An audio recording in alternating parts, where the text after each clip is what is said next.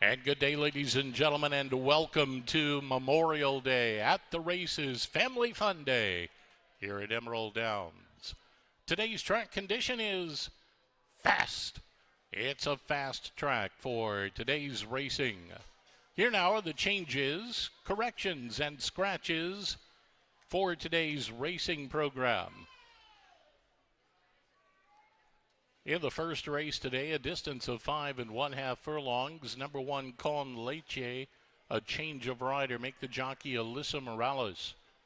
Alyssa Morales to guide number 1, Con Leche. Number 2, Tricky Highway has been scratched. Scratch number 2, Tricky Highway. Number 3, Go Prance a Lot, will race without blinkers. No blinkers for number 3. In the second race today, a distance of 5 1/2 furlongs. There are no changes. No changes in the second. In the third race today, a distance of 5 1/2 furlongs. Number 3, Someday Lady, will race without blinkers. No blinkers for number 3. In the fourth race today at 5 1/2 furlongs, there are no changes in the fourth. In the fifth race today, a distance of 6 furlongs, number 3, Bad Sneakers, has been scratched. Scratch, number 3, Bad Sneakers. Number 4, Great Runner, a change of rider. Make the jockey Adrian Castellanos. Adrian Castellanos to ride number 4, Great Runner. In the sixth race, a distance of 5 1/2 furlongs, number 2, One Bid, has been scratched. Scratch, number 2, One Bid. Number 4, Upright, a change of rider. Make the jockey Francisco Duran.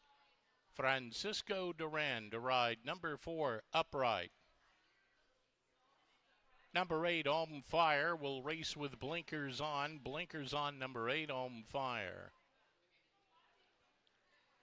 In the seventh race, a distance of 6 furlongs, number 3, Golden River, a change of rider. Make the jockey Frank Alvarado. Frank Alvarado to ride number 3, Golden River. In the eighth and final race, a distance of 6 1/2 furlongs, rider change for number 5, Can't Deal With It. Make the jockey Adrian Castellanos. Adrian Castellanos, the rider for number 5, Can't Deal With It. There will be an owner correction for number 8, Dandy Day. We'll have that information to you just a little bit later on. Owner correction info forthcoming for number 8, Dandy Day.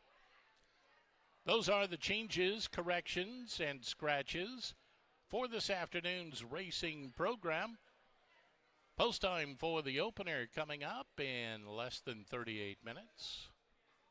Handicapper's Corner is next.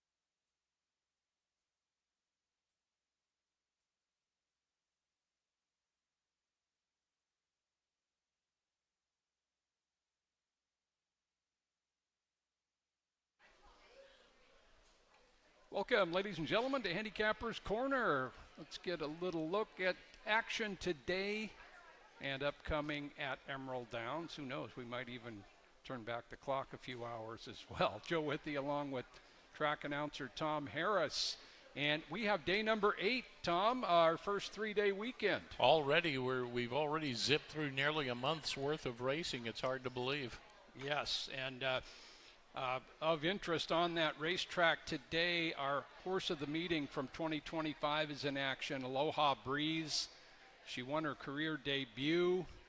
She's won 7 stakes here, 10 wins and 15 starts overall at Emerald Downs. She was the leading earner at the meeting last year, horse of the meeting, and one record milestone she's achieved. It's going to be tough to top.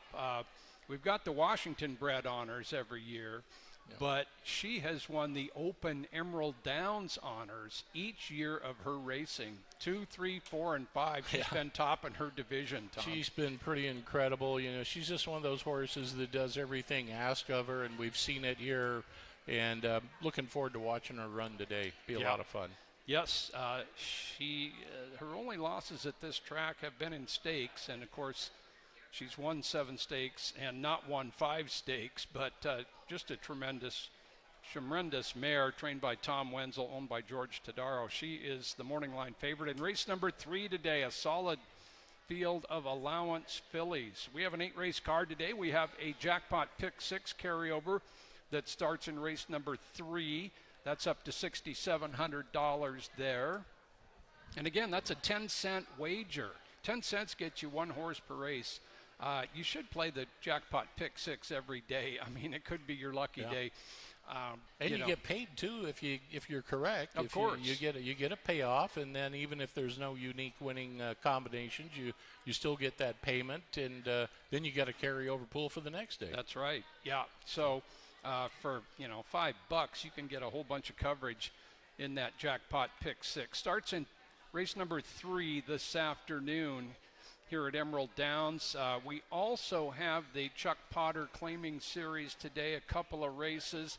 Chuck Potter Memorial Filly and Mare Division is race number 4, and race number 6 is the Chuck Potter Memorial. Thanks so much to Jody Peets, the former fiance of Chuck. Chuck left us in 2007, way too early. And we talked about him yesterday, Tom. Yeah. Just everybody liked Chuck. He just had such an easygoing nature and so knowledgeable on every facet of thoroughbred racing. He was a former agent, and so Chuck is being recognized and remembered through Jody Peets' contributions to these purses today. Yeah, for sure. And we just can't say enough good things about Chuck from the old days. I remember working with him well. He had one of the best personalities you could ask for. Yeah, he's just a wonderful addition to thoroughbred racing. A graduate of Highline High School, played some basketball there and liked the golf as well. Chuck, very likable guy. So we'll do that today. Thanks to Jody Peets once again for enhancing those purses. So it's an 8-race card. Let's see what else we've got here. Well, we've got a new anthem singer today. Okay. We could welcome. Luisa Benitez is going to join us today for the national anthem, and she is celebrated for her vocal work, linguistic range, and brings a lot of versatility into her performance. So we're looking forward to her singing the national anthem for us just a little bit later on. Yep, that'll be right after the post-parade of race number 1. And let's turn our attention to race number 1 at Emerald Downs today in this 8-race card.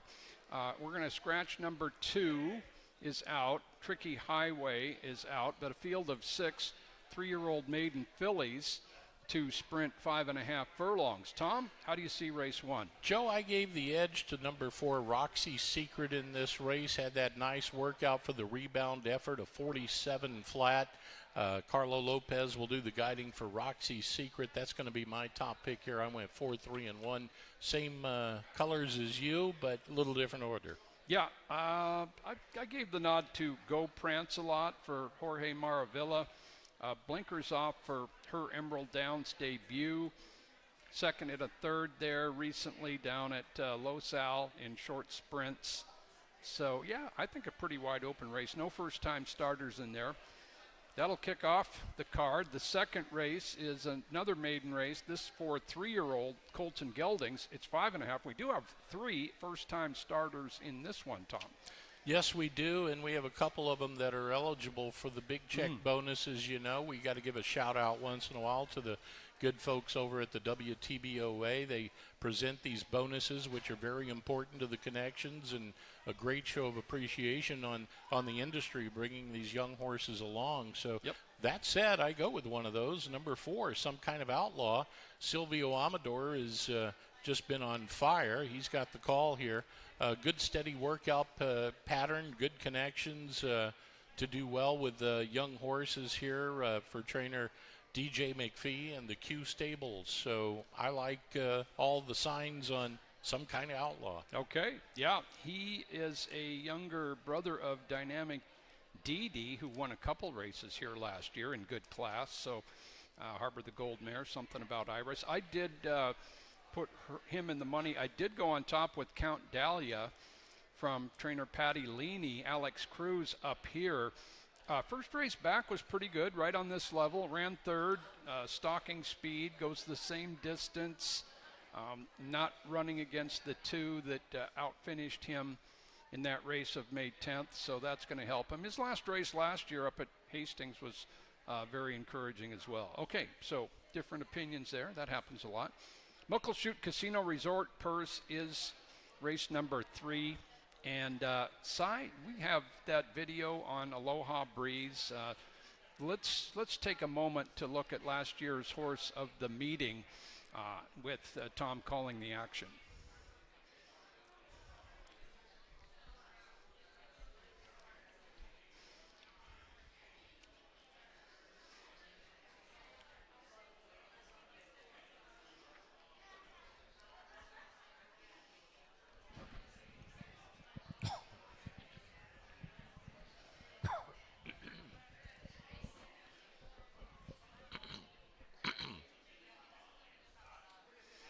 Yeah, that was her first start at last year's meeting, an allowance race. And, you know, she won her only maiden race and her only 2 allowance races here she's won. She's only been beaten in a stake. Pretty good record. Tremendous record overall for Aloha Breeze. Can we beat her today? You know, I don't think they can really if she's on top of her game, barring anything unexpected with her. But she's such a smooth horse, and she's a professional and goes out there and gets the job done. Speed galore, inside post position, been working lights out in the morning as well. All of the workouts, all recent workouts, those 4 works are bullet workouts. What else do you want to talk about on the resume? Multiple stakes winner, regular pilot on board here today with Carlos Montalvo for trainer Tom Wenzel. She's just, she's got all the reasons to win. She sure does. Just tremendous career, and as you mentioned, her work tab looks like she's got all her speed.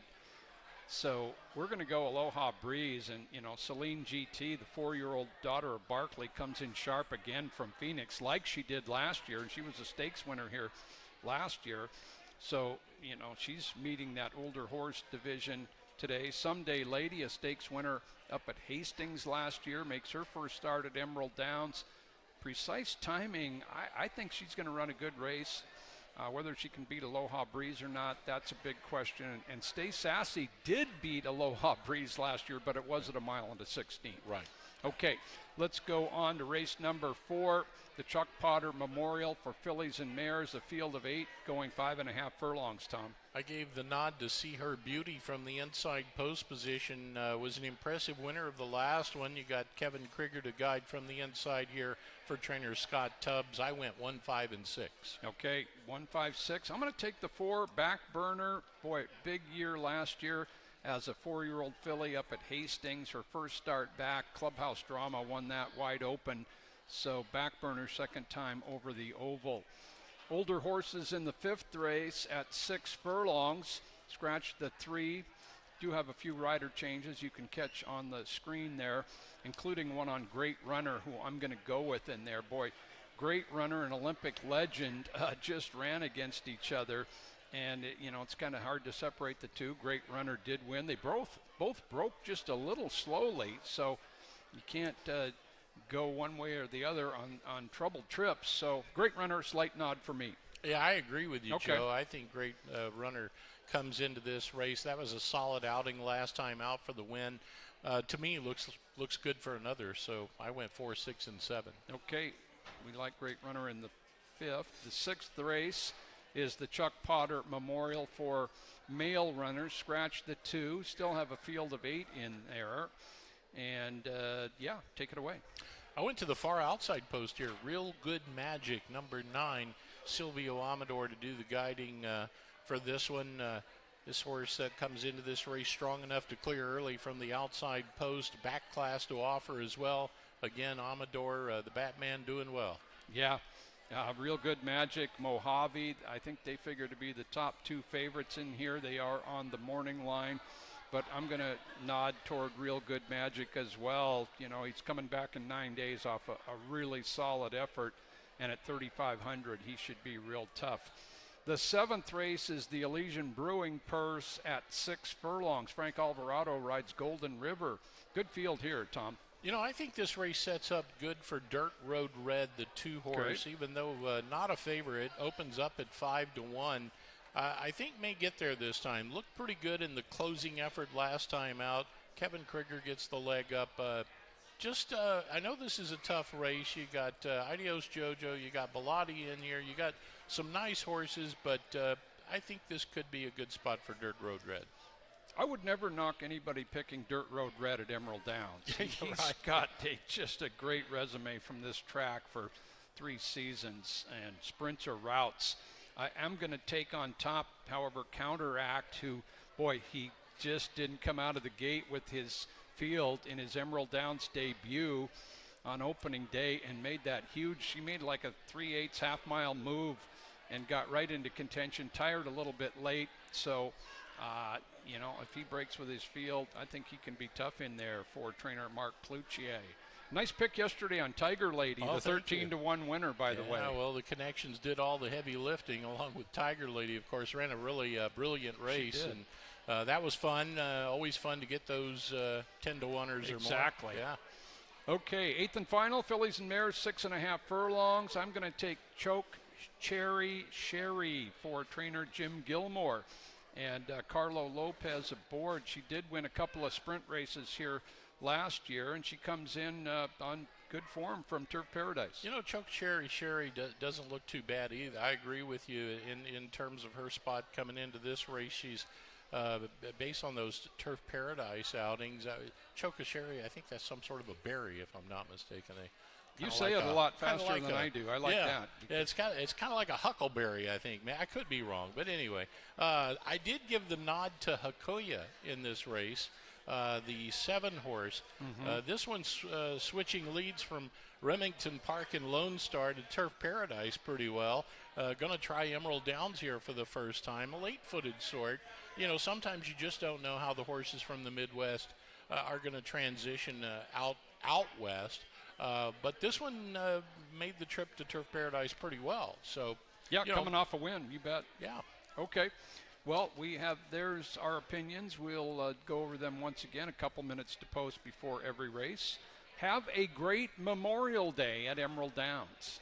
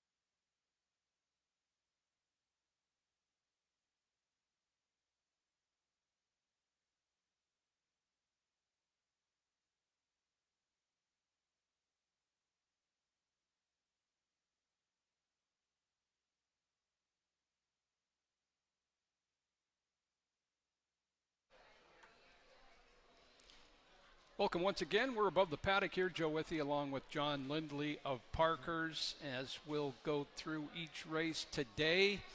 Hope you have a great Monday at Emerald Downs. Some of the kids' entertainment, the bounce house and the face painting, is undercover as there is a threat of some precipitation today. The bounce house and the face painting at the south end of track level. We're on track level here above the paddock. Go to the south end and back in the corner there, you can have some fun for the kids, and a lot of kids had some fun yesterday getting to run down the Emerald Downs Oval. Yeah, and they just in waves. There was one wave, another wave, and another wave. Of course, you know, getting a free ice cream would get me out there too, no matter what age you'd be. But no, it was a busy day yesterday. You would have won. You're fast. Well, I don't know. That one was yeah, pretty spry. the top two were going awful good out there. So a fun deal for the kids race, and we've got Teacher Appreciation Weekend coming up next weekend, and also the grandparents race is next Sunday. So that'll be June 1st? No, May 31st. Excuse me. 31 days in May. And we got 2 weeks from our Fab Friday. I'll say that again. Fab Friday, our first Friday night of racing is June 5th, 7 p.m., and you'll get the Hawaiian shirt when you come in with your paid admission Friday night, June 5th. And you can wear that back for free admission on all Fridays the rest of the season. Indian Relay Weekend not too far off either. And Father's Day as well at Emerald Downs. So we've seen a lot of good horses in action. Yesterday, of course, See That Tiger kept that fantastic sprint record going. Yeah, and he figured too. I mean, he kind of had an advantage over his older horses there because it was a little short for obviously Sleuth's Tiz Wiz, and you know his stablemate made a run at him this stretch. But it was a good prep race for all three of them. I'm sure we're going to see him back here in those stakes races that you talk about, and it's great to see him back. And we're going to see another one today that we've seen it again and again and again, and she's going to come up in not too long. Yeah, third race, Aloha Breeze, the top name in race number 3 today. Let's take a look at the horses in the first race. Number 1 there from trainer George Rosales. Note the rider change. Alyssa Morales aboard number 1 with milk. Con Leche. Yeah, she comes off a fifth place finish. Now, in that race, she broke a half step slow. She was kind of involved in a speed duel, and the closer did win that race from Janie. However, it was a really slow race. It was a maiden 10, but it acted more like a maiden 5, and I think this is a little tougher field. Not a lot tougher, a little, but she did show better speed last time. She showed a little more improvement. I think she's going to have to improve a little more. We'll see if that's the case. But she's by and she had a good day yesterday with a couple of horses that ran really well here.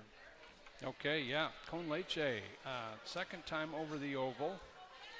Had a 4th of 7 down there in Phoenix. Not really involved too much late, but did show that early run last time out. We'll see if that can be improved on. And note that rider change. Alyssa Morales aboard the 1.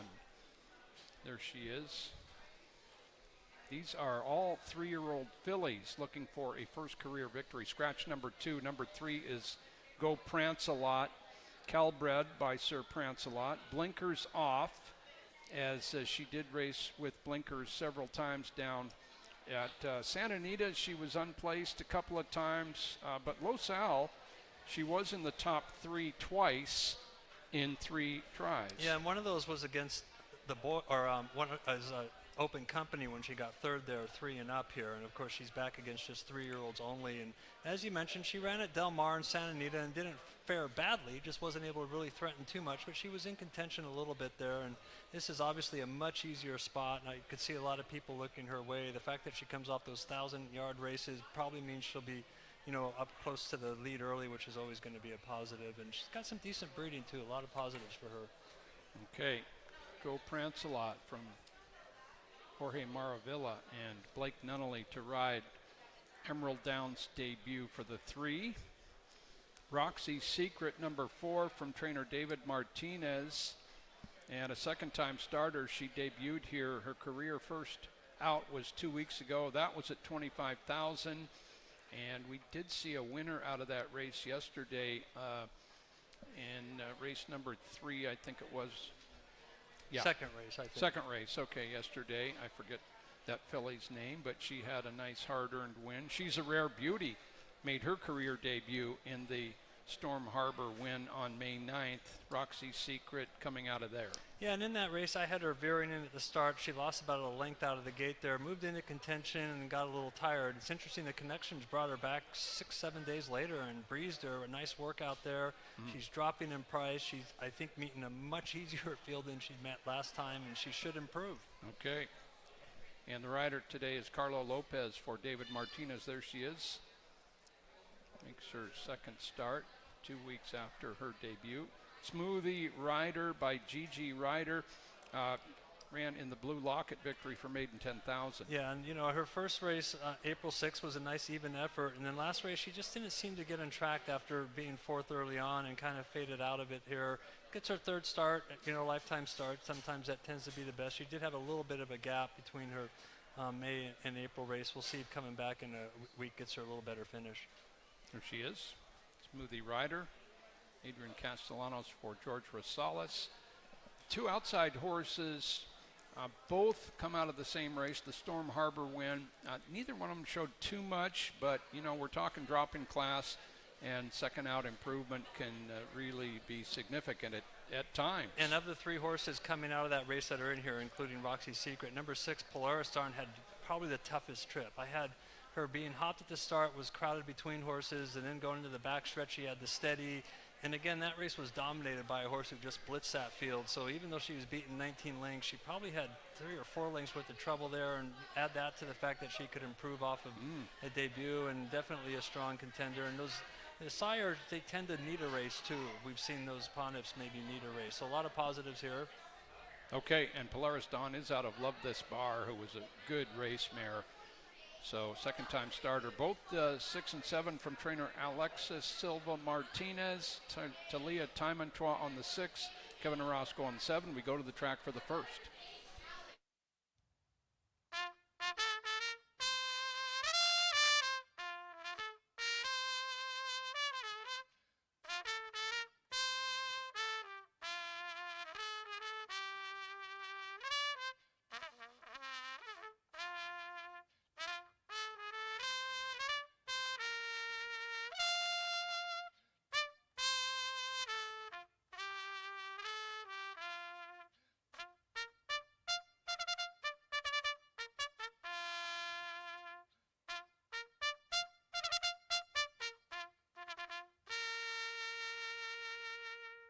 As Dan Harrington's called a post for the first race today. The first race, the neutral purse at 5 1/2 furlongs. It's a maiden claiming event, purse of $10,000. It brings out maiden 3-year-old fillies. Note the rider change for number 1, Con Leche, the pilot Alyssa Morales. Reminder that number 2, Tricky Highway, has been scratched. Scratch number 2, Tricky Highway. And number 3, Go Prancelot, races without blinkers. No blinkers on number 3. They'll be off and running in 5 minutes. 5 minutes to the opener.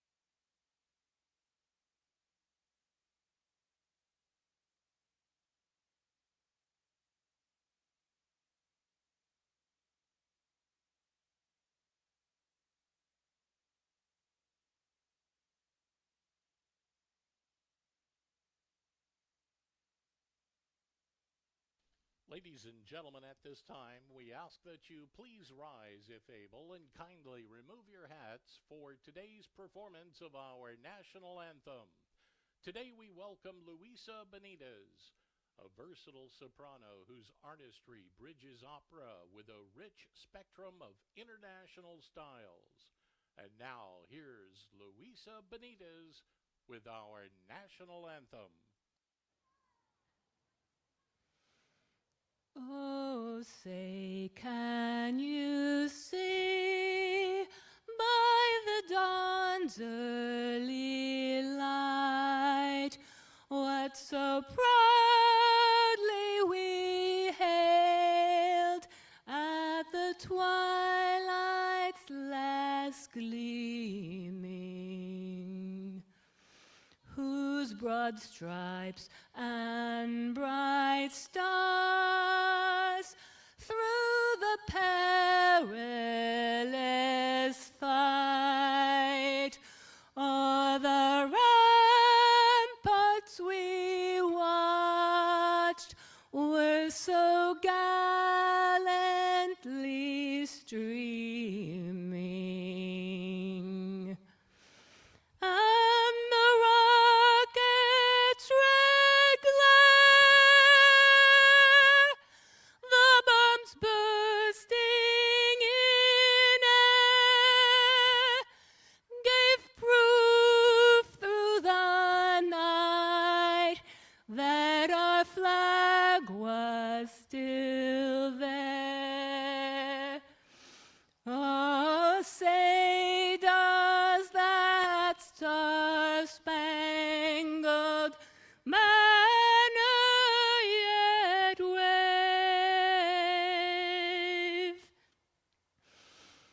o'er the land of the free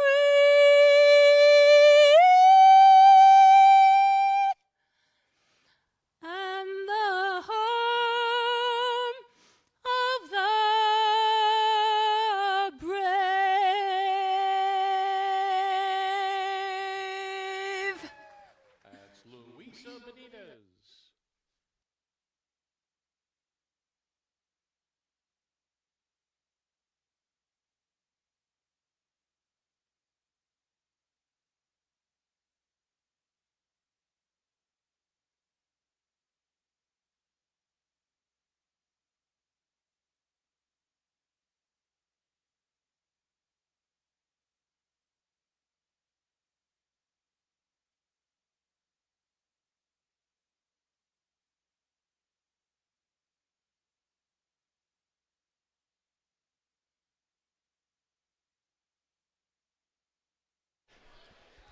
First race at Emerald Downs on Memorial Day. Coming up in just moments here. It's a maiden race for 3-year-old fillies.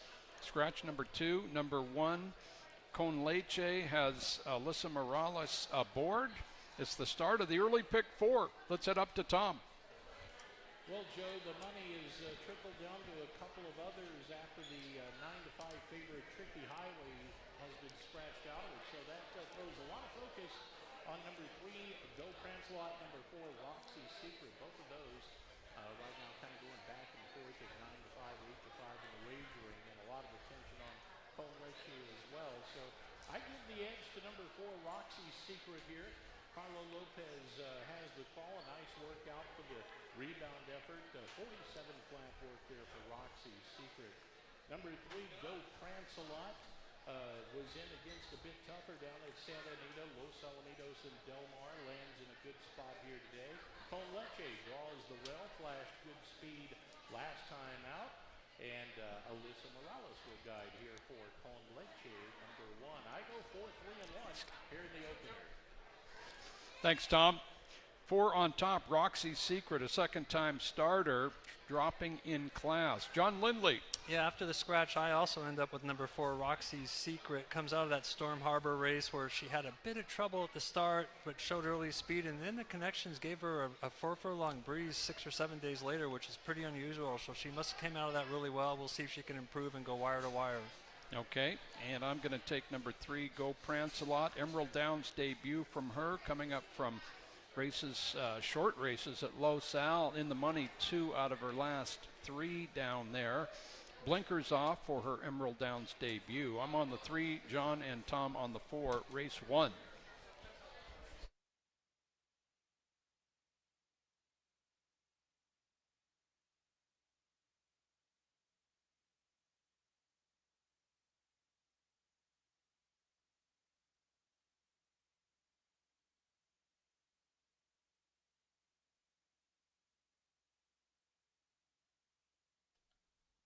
And the horses have reached the starting gate. Post time for the first.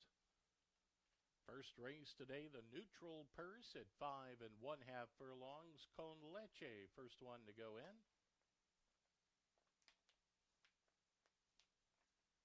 Now Go Prancelot. Looks it over, steps right in. Now they're joined by Roxy's Secret.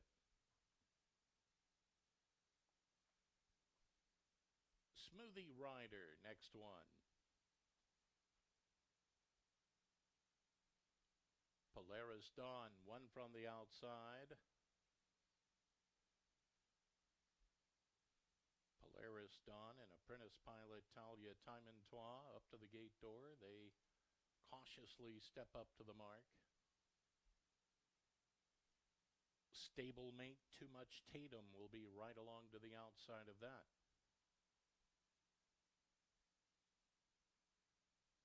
Too Much Tatum, Kevin Orozco, now they're in. And runners away. Good start for Go Prancelot, who bounced off the mark immediately with Roxy's Secret right there, prompted from between horses. Now Con Leche kicks up her heels at the rail and goes surging towards the front. There's two back to Smoothie Rider. Up from the outside, Polaris Dawn from third last now, and Too Much Tatum's at the tail. And they're into the far turn after an opening fraction of 22 and 26 100ths. And out there, bouncing away by 2 is Roxy's Secret.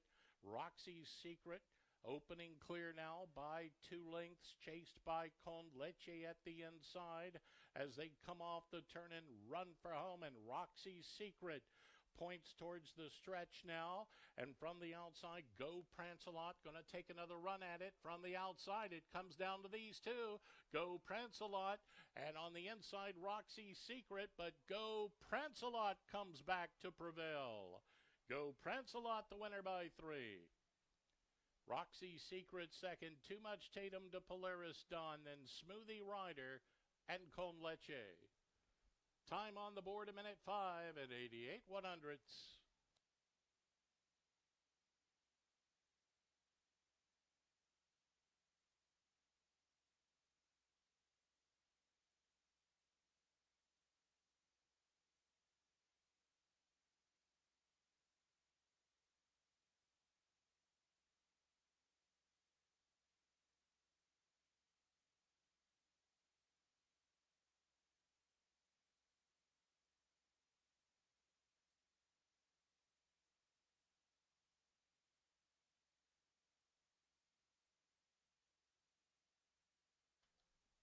Unofficial order of finish appears on the totalizator board. First, it was number 3, Go Prancelot.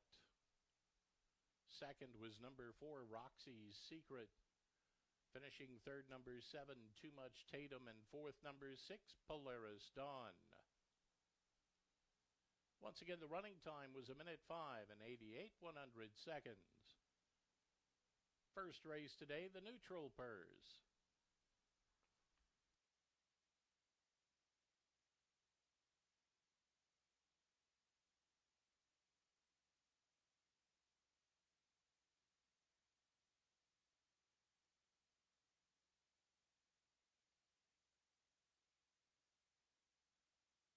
Results official.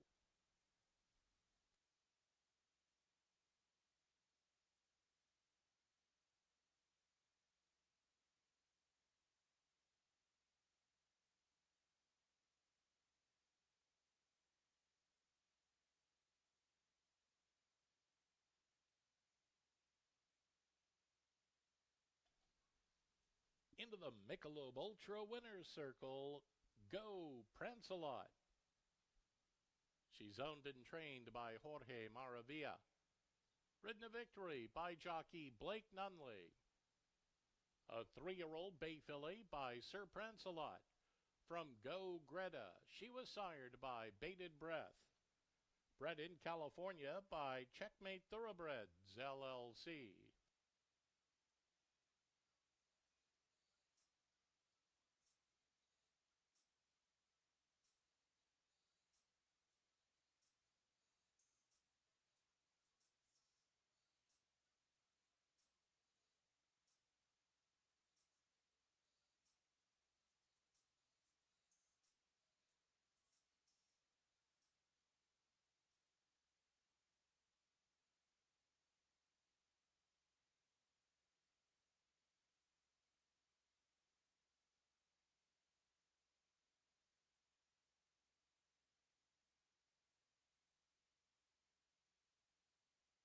Here's a look at the prices for the first race today. Winner number 3, Go Prance-A-Lot. $3.14 to win, $2.16 to place, $2.10 to show. Number 4, Roxy's Secret, $2.78 and $2.34. Number 7, Too Much Tatum, $4.14 on the show ticket. Winning Exacta, $3.21. 50-cent trifecta, $13.18. The 10-cent super, $10.21.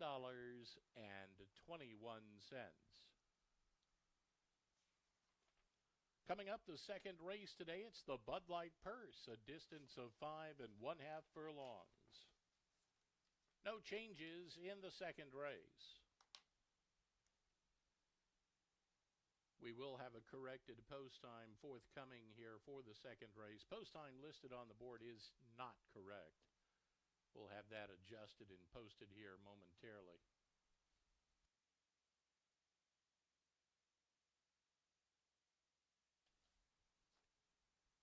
This weekend, Family Fun Weekend, has been presented by Leaf Guard. We have the activities today as well, and due to the weather, they have been moved inside today. There's free face painting. The bounce house is on track level as well, all right next to the arcade. Family Fun Weekend continues, presented by Leaf Guard.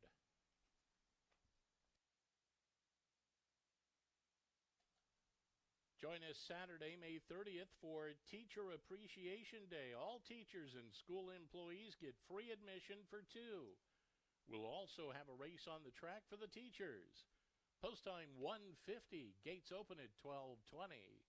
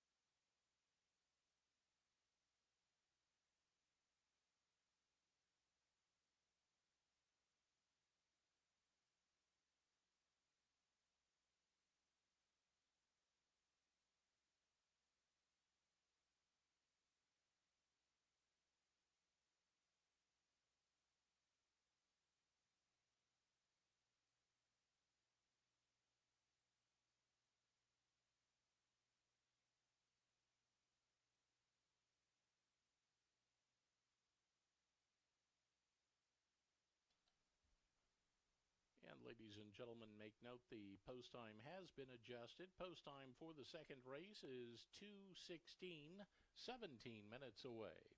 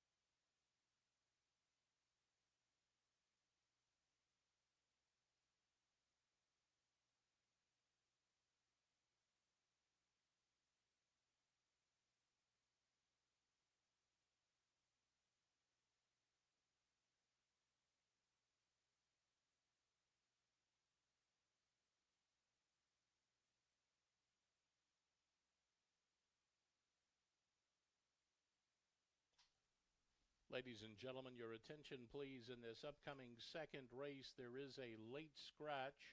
Number 2, Livin' Right, has now been scratched. Scratch number 2, Livin' Right, from this, the second race. That is a late scratch.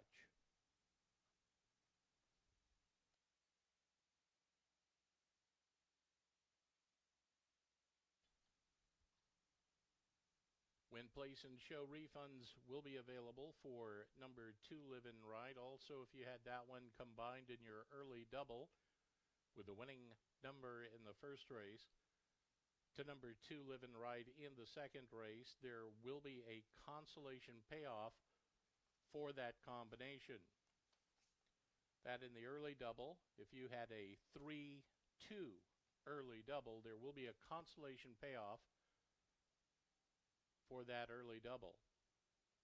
Also, if you had number 2, Livin' Right, combined in your multi-race wagers, your selection will be automatically transferred to the post-time wagering favorite in the second race.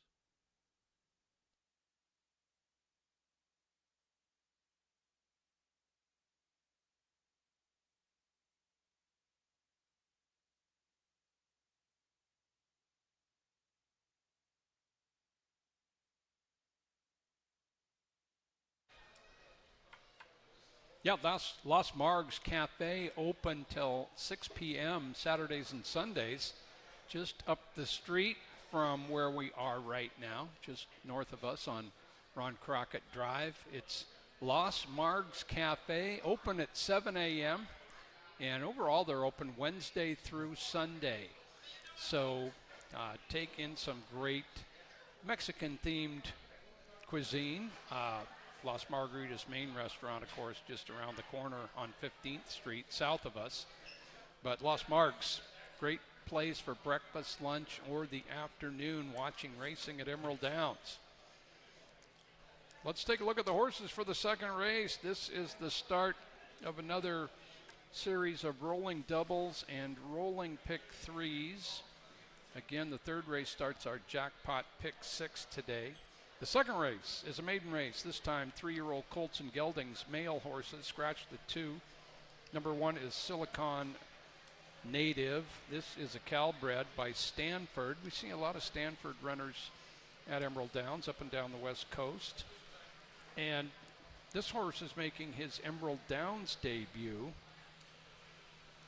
He's in the barn of Debbie Perry and Kevin Krieger aboard, but he has shown some early speed. Yeah, and he comes out from Southern California, just like the horse you had picked to win the last race, Go Prance-A-Lot, dominated the field in the first. This one here from Santa Anita showed speed to made in 12.5 there, got a little tired, draws the rail, and it's, might have needed that race, had been off a little bit. His race 1 back when he was at Turf Paradise was a big effort out of the 9-hole there. He battled every step of the way. That was, we'll see if he can repeat that effort. He'd be double tough. Last race he did get a little tired, but he does draw the rail, and this is a little easier company for sure. Okay, first start at Emerald Downs. He did run earlier this month down in Phoenix. Number 2 is out. Scratch the 2.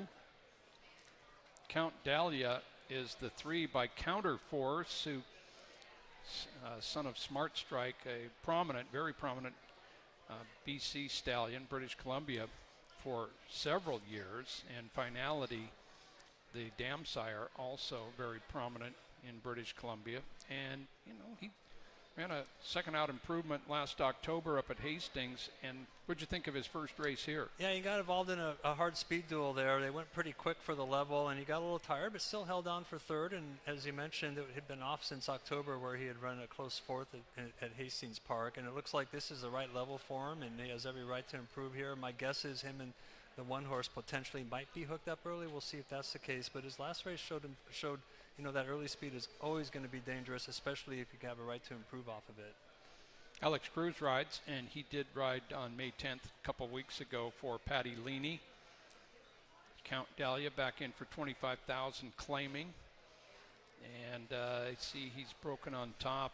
Sharp breaker his last 2 starts. That doesn't hurt, especially at 5.5 furlongs. Number 4 is one of the 2 first-time starters, Some Kinda Outlaw, trained by Doug McPhee.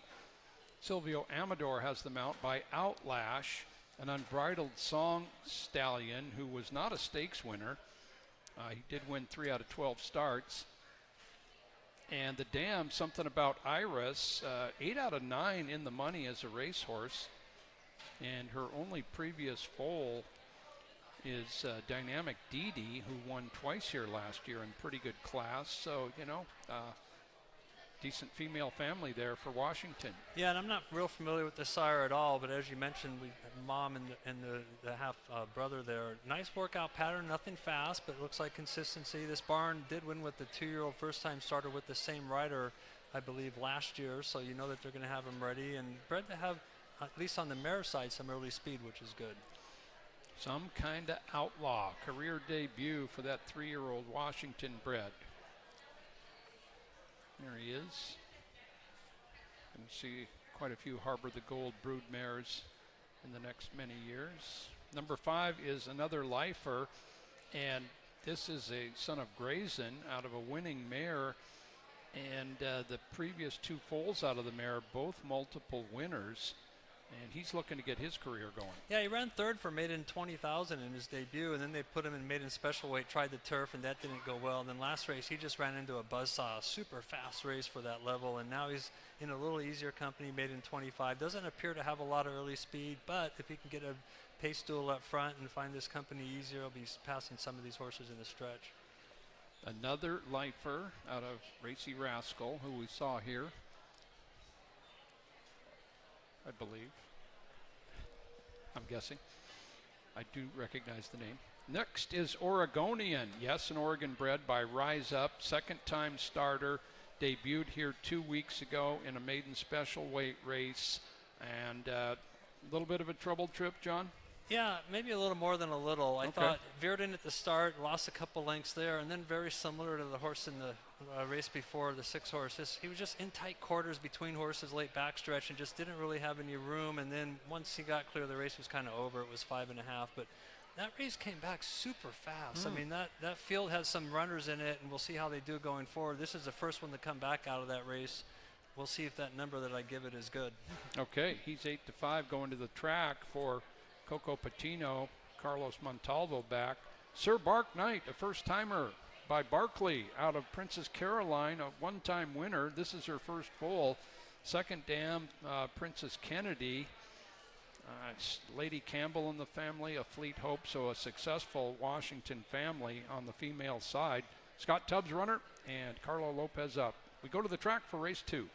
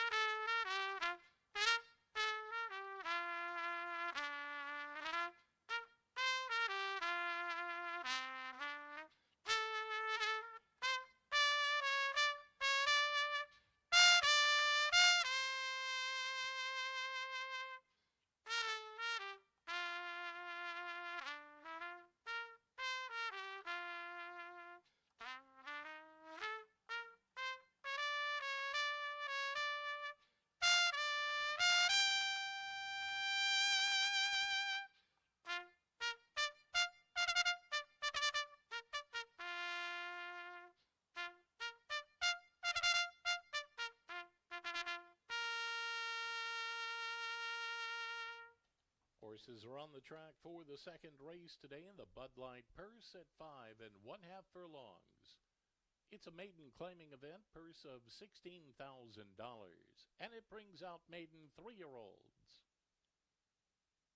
Reminder that number 2, Live and Right, has been scratched. Scratch number 2, Live and Right. Post time in 5 minutes. 5 minutes to post.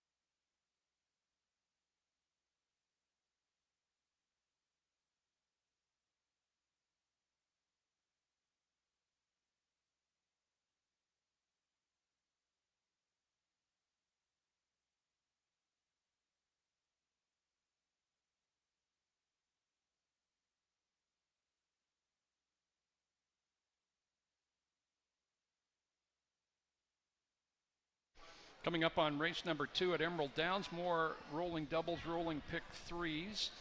This is a maiden race for Colts and Geldings. Once again, some stuff for the kids. There's a couple of bounce houses at the south end of track level, 2 bounce houses. So if Lumpy Rutherford's in one of them, you can go over to the other. There's also face painting going on. It's undercover, the south end of track level for the kids. Take advantage of that on a family fun weekend. Tom, let's pick some horses here in race number 2. Who did you say might be in one of those bounce houses? Well, remember Lumpy Rutherford? Lumpy Rutherford, okay. Yeah. Some people probably do. I don't. Yeah, me neither. That's a new one on me. Okay. John. But I like it anyway. All right, second race here at 5.5 furlongs. Going to look to the 4, some kind of outlaw here. Some kind of outlaw, good steady workout pattern, solid connections. Trainer DJ McPhee is with Q Stable here, and they really bring these horses along nicely, well-bred. So I'm going to put that one on top here today. I go 4, 3, and 1 in the second. Yeah, first time starter out of Something About Iris, who had a good career, 9-race career, and she's already produced that multiple winner from last year in good class, Dynamic Didi. How do you see it, John? I'm going to try number 6, Oregonian. As I mentioned, didn't get the best of trips, and if you look at his breeding by Rise Up out of a Swiss Yodel Romero, I expect this horse to be pretty quick out of the gate, so we'll see if that's the case. Gets a clean start today. Maybe he'll be up on the lead and break his maiden in his second start. Okay, currently at 2-1 along with Silicon Native. I'm going to go a third direction. Count Dahlia, second time starter at the meeting, showed some speed in his debut, finished third of 6 behind Whiskey Then Wine, and breaks well. That's not everything, of course, but it's not bad at 5.5. Alex Cruz, second time aboard as well. I'm on the 3, Tom's on the 4, and John's on the 6 in race 2.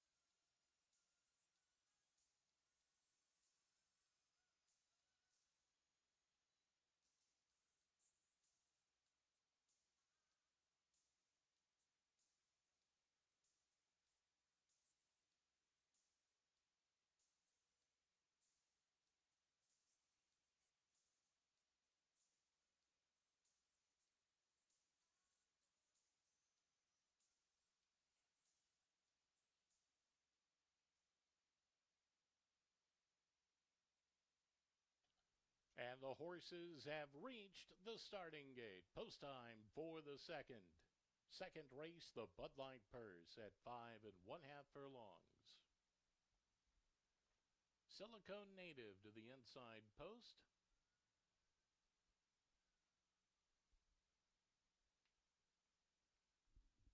Count Dahlia now steps up to join them.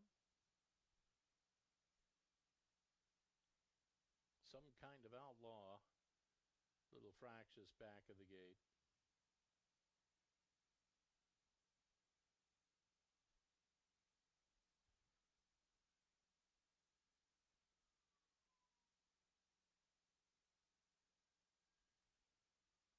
Some kind of outlaw steps in. Another lifer strolls to the mark.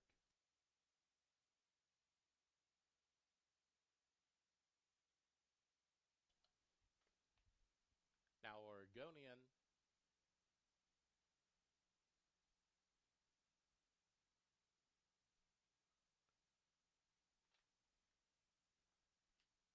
Sir Bark Knight. And the second.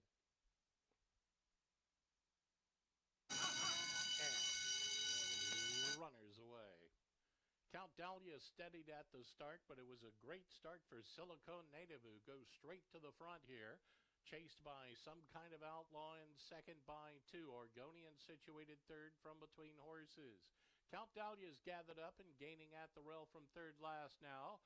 Up to the outside, Sir Bark Knight. Another lifer's at the back. They take it into the far turn, 3/8 of a mile away. A fast fraction, 21.97, as they take it around the turn. And Silicone Native is the leader, out front by a length and a quarter. From the outside, Some Kind of Outlaw is cutting into the margin. Oregonian's a closer third as they reach the top of the stretch. And Silicone Native takes them down the lane, clear by 2.5. Some Kind of Outlaw pressing from the outside, 200 yards away, and Oregonian continues to rally. Deep stretch they come. Silicone Native on the outside comes. Some Kind of Outlaw. Some Kind of Outlaw goes racing by and wins it by 2.5. Close between Silicone Native and Oregonian. Another lifer back of that. Count Dahlia second last, and Sir Bark Knight. Running time 1:04 and 23 100ths.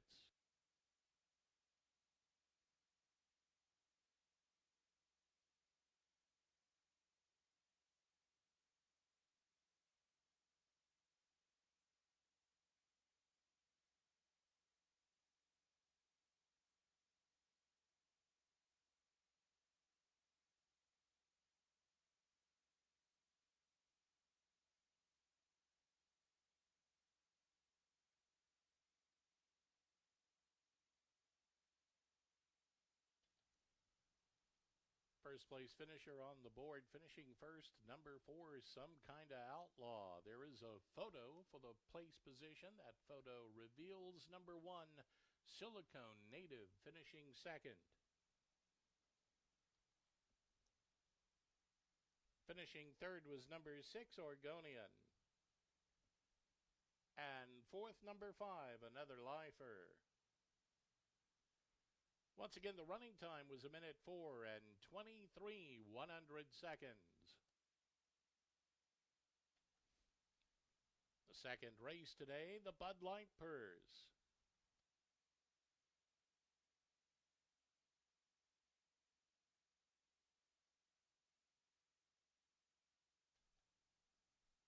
The unofficial winner, number 4, Some Kind of Outlaw. Eligible for the SIP maiden claiming $25,000 category bonus check, earning $1,000 big check for the connections.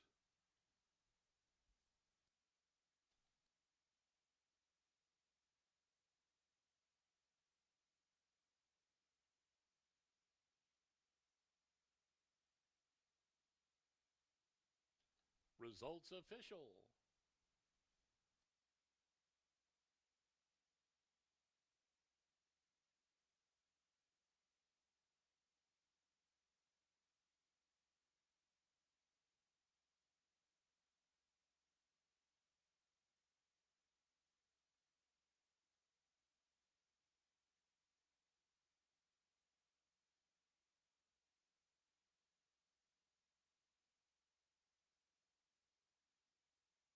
Into the Michelob Ultra Winners Circle, it's Some Kind of Outlaw.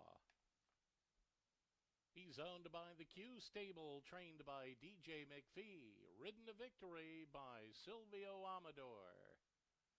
A 3-year-old dark Bayer brown gelding by Outlash from Something About Iris. She was sired by Harbor the Gold. Bred here in Washington by Bar C Racing Stables Incorporated.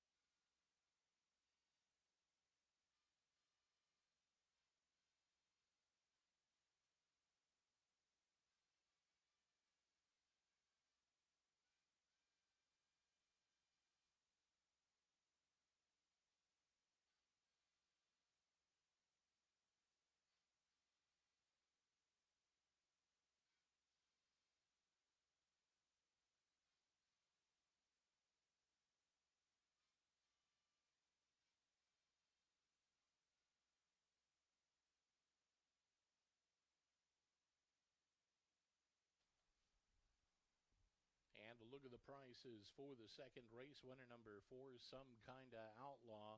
$18.18 to win, $6.80 to place, $3.22 to show. Number 1, Silicone Native, $4.50 to place, $3.06 on the show ticket. Third came number 6, Oregonian, $2.24 to show. The Exacta, $43.84. 3-2 Consolation Double, $1.57. The 3-4 winning combination on the early double, $12.52. 50-cent trifecta, $39.45. 10-cent super, $29.06.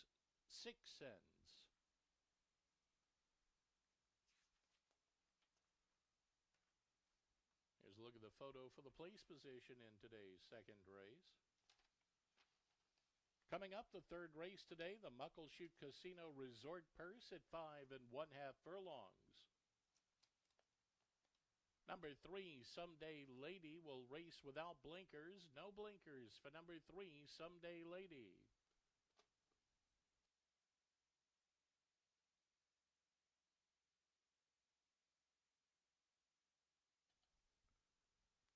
Post time for the third race at 2:44, 18 minutes until post time.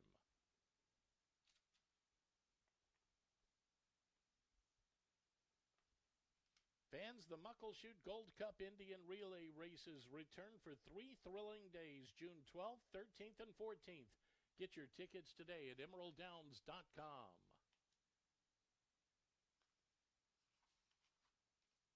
Special thanks again to Leaf Guard, proud sponsors of Family Fun Weekend. Don't miss the kids' activities. They've been moved indoors today on the track level. There's face painting, bounce houses, and the arcade all on the track level for Family Fun Weekend.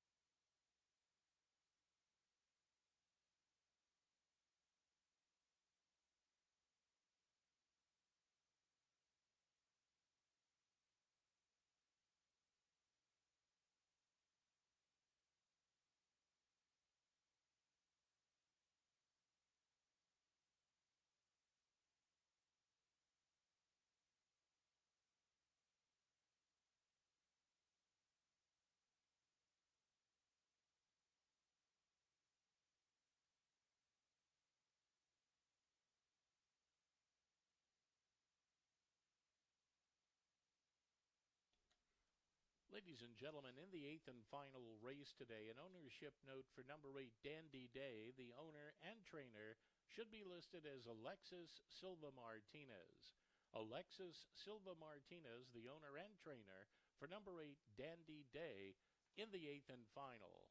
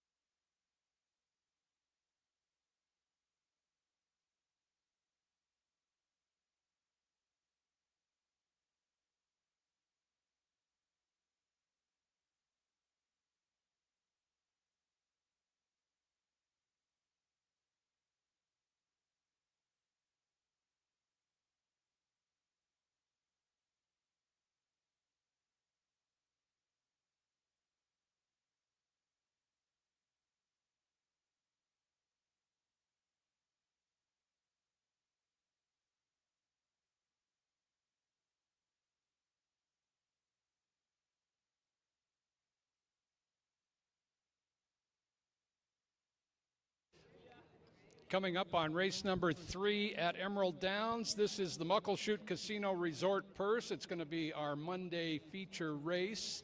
Aloha Breeze is in action, and she has been sensational. And we've got quite a group down in the paddock because Claim to Fame Racing has a horse in for the first time at Emerald Downs. And connected with Claim to Fame is Jeffrey Sangara, whose son Kevin runs Claim to Fame. And Jeffrey, it's been so much fun working with your son so far, and you know horse racing, anything can happen, but you guys are starting on a high note. Absolutely. Everybody from Emerald has taken Kevin in with such warm, gracious hearts. You can't lose. Win or lose, you can't lose. The people here, as always, have been the best anywhere, and we're really grateful for such a wonderful group of people to be part of this journey, and we'll see how it starts off today. Couple horses in today, starting with Someday Lady here in the 3rd, and Jeffrey was a little kid, saw the Long Acres Mile back in 1981 when Mr. Prime Minister, raced by your father, was a big part of that race at a huge price. Of course, Trooper 7 won it, the favorite, but it hit you. Horse racing really hit you that day back in the early 80s. Oh, absolutely. That day, I remember as a kid walking through the infield back to the backside, as in Long Acres, you had to get there through the backside. Junior Coffey, rest in peace, Junior, he said to me as I was walking with my head down, he said, you know what, keep your head up, you're going to get another shot at this. And who was to know 19 years later that day would have happened. So it's a very, very big day in our lives. Oh my gosh, I felt it for you in 1999 when Jeffrey's Bud Royale won the Long Acres Mile right here at Emerald Downs. And your son was just a toddler then, but I could feel and see the emotion from you as you wanted to get there again, and you did. And of course, Bud Royale took you to just some fantastic heights. Just so grateful. We think about him every day, and honestly, Bud Royale is the father that keeps on giving. He really is sort of the foundation and backdrop for this whole situation happening now. And Emerald Downs has been such a special part of our lives. That moment, that day, was something that we'll never be able to feel again. It was a special, special, electrifying day. I really felt the same way in '81 when it left that indelible mark on my soul. It happened again. I felt the same way. And it seems as though it had a mark on both Kevin and Anita here and my wife, Nazi. Because look at this, we're here with these beautiful people, and let's see if we can't work some magic out again. Jeffrey Sangara knows horse racing. He's been in it a long time, and Kevin is a chip off the old block, and that is a real compliment to you, Jeffrey. Thank you so much, and thank you for everybody supporting Kevin and this amazing venture. We appreciate all of you. You guys are just absolutely fabulous. Good luck today, and good luck with your horses as well. Thank you so much. Thank you. Jeffrey Sangara, part of Claim to Fame, big rooting interest today. Of course, they have Someday Lady here in the third. Thank you, Jeffrey. Thanks, Joe. Good luck today. Yeah. Thank you. We've got a heck of a field here. Going to bring in John Lindley, Aloha Breeze. We've talked about her a lot through the years. We've talked about her because she's 10 for 15 at this track. She's never lost in a maiden or an allowance race. She's coming in off a series of blistering work. She's defending horse of the meeting, leading earner at the meeting last year. And at 5.5 furlongs with her speed, they've got her to beat today. Yeah, as you mentioned, every year she's defending horse of the year, it seems. And as you also mentioned, she's working like she's never worked before. Draws the one hole at 5.5, so that makes it pretty easy for the connections. Obviously, she has closed from 1 or 2 races, but most of the time she's up on the lead as we expect. And she's a horse to catch and beat.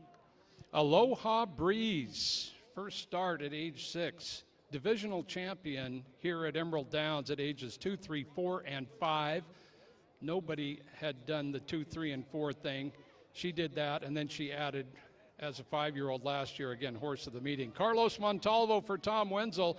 Celine GT is our champion 3-year-old filly, Washington champion 3-year-old filly from 2025, and she's coming off a good winter in Phoenix again this year. Yeah, as you mentioned, last year she had 2 wins in Phoenix and then eventually won the Seattle Handicap. This year she's even better. She ran a second last time to Peppermill, but Peppermill's a super sharp older horse there. That was a big effort up the inside with her. She's clearly sharp right now. She has recency edge over Aloha Breeze and some others, and she might get a lot of money today. Okay, she is the second favorite in early wagering. Isaiah Enriquez aboard for Frank Lucarelli. Someday Lady from the barn of Mike Puig for Claim to Fame Racing. Alex Cruz to ride. Mike Puig trained Bud Royale before Jeffrey Sangara owned him, so things coming full circle here. Yeah, and as a 2-year-old filly, she was able to win the Sadie Diamond Futurity there sprinting, so we know she can sprint. She did her more damage recently in route efforts. She's kind of fresh. Also shows a really nice work pattern for a barn that does well with layoff types.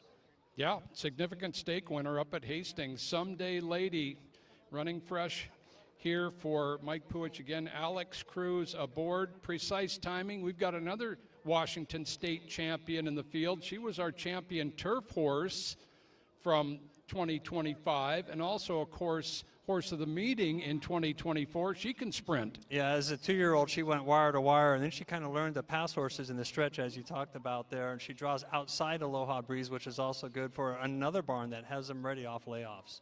Okay, Cooper trainee, Kevin Orozco aboard. That's Kevin Krieger up on Stay Sassy. He gave her a great ride in the Emerald Distaff as they beat Aloha Breeze last year. Yeah, I'm sure that's very encouraging for them as the year goes on. Another horse that's been working very well. 46 flat, 4 furlong works, 3 in a row. Yeah, a series of really fine races from the Charles Essex runner Stay Sassy. 5 go to the track for the Muckleshoot Casino Resort Purse.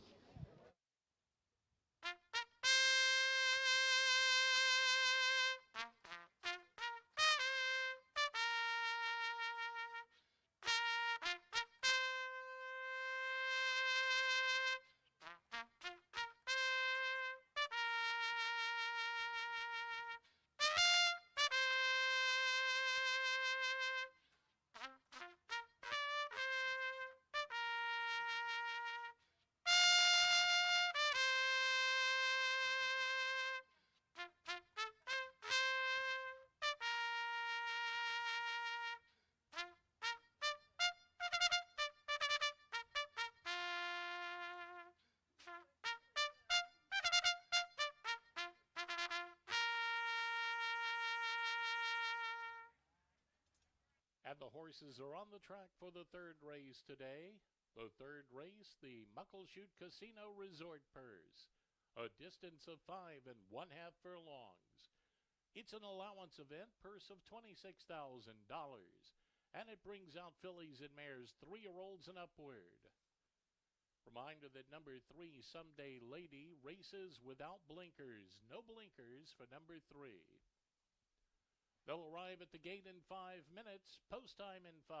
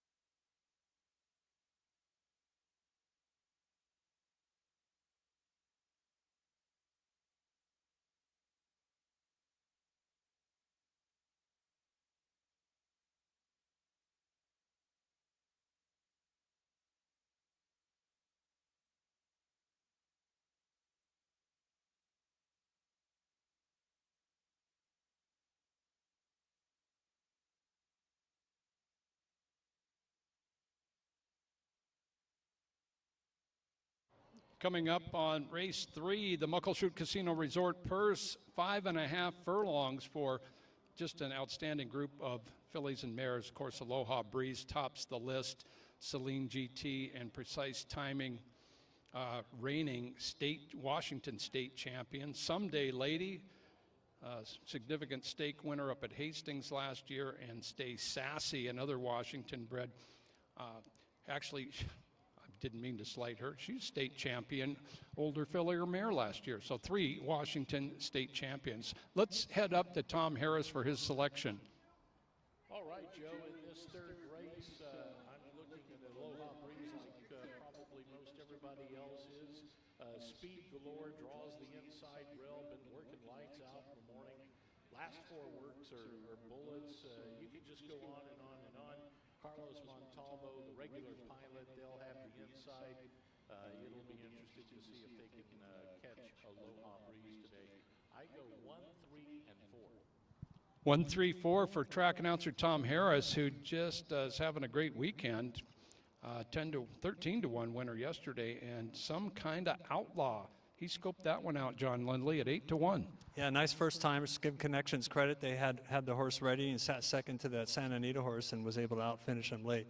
I'm going to go with Aloha Breeze, kind of like I always do. He's not quite, like See the Tiger, but I think I pick her a lot of times, obviously. Drawing the 1 hole. Those workouts are good. They got early speed. And I did pick Celine GT a second, and she comes in here off really good sprints at Turf Paradise. They're better than they look. She was on the inside a couple times and was closing ground, which was hard to do there. It sounds unlikely, but it does. The inside just wasn't the place to be. She's going to give a battle to Aloha Breeze if that's the case. We'll see if it happens, but I did go with Aloha Breeze. Okay, I'm with you two on Aloha Breeze on top.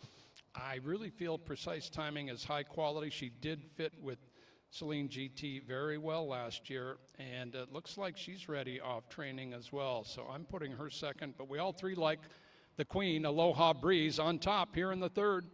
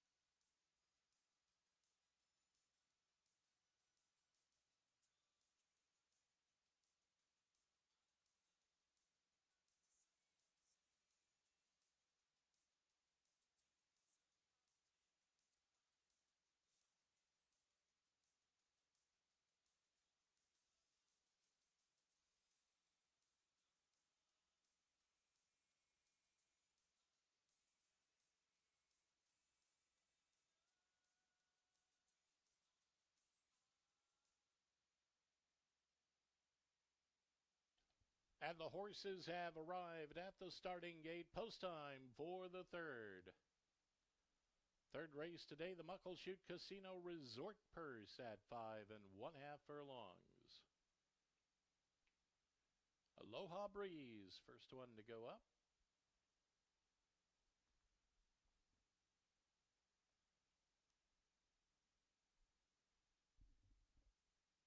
Now comes Celine GT.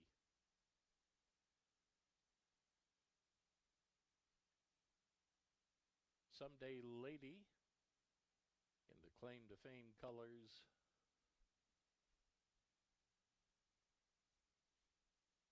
Precise Timing, one from the outside, Kevin Orozco. Stay Sassy under the blanket, last one to go. Now they're in.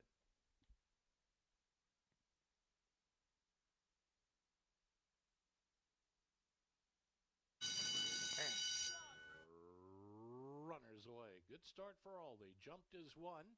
Aloha Breeze at the inside. A short lead here from Celine GT, who's a snug second. Precise Timing wants up in there now from the outside. A length back to Someday Lady. Stay Sassy at the tail. Only 3 top to bottom as they race on for the far turn.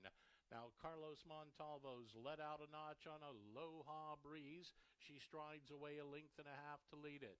Next comes Precise Timing to Stay Sassy from the outside. Back to Celine GT and Someday Lady with a quarter mile to go. And Aloha Breeze, been there from gates opening, takes them off the turn 2 to the good. Precise Timing in pursuit, middle of the racetrack. And from the outside, Stay Sassy 200 yards away. And Aloha Breeze lengthening the stride, clear by 3 now. And Aloha Breeze is back. Winner by 3.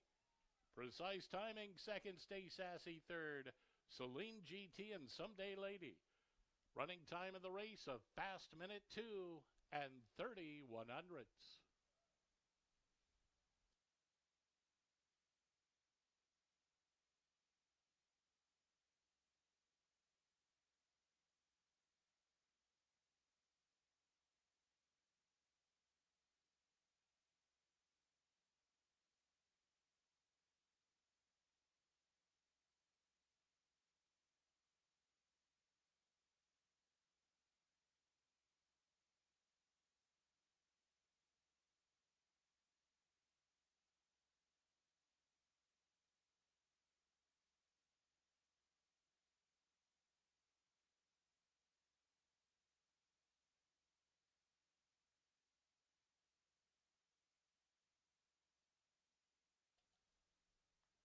Unofficial order of finish on the board. First, it's number 1, Aloha Breeze.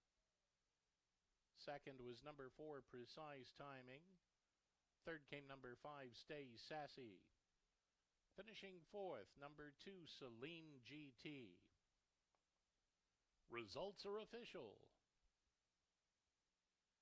The third race today, the Muckleshoot Casino Resort Purse. Running time of the race, a minute 2 and 30/100.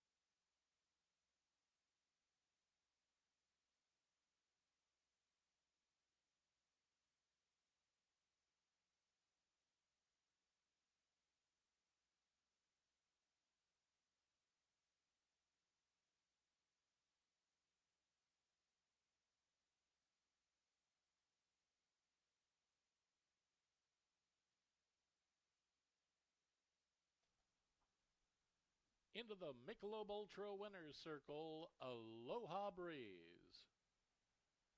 Sporting the colors for George Tadaro, she's trained by Tom Wenzel, the winning pilot Carlos Montalvo. A 6-year-old gray roan mare by The Factor. From Flashy Doll, she was sired by New Year's Day. Bred in Kentucky by Gary and Mary West Stables Incorporated.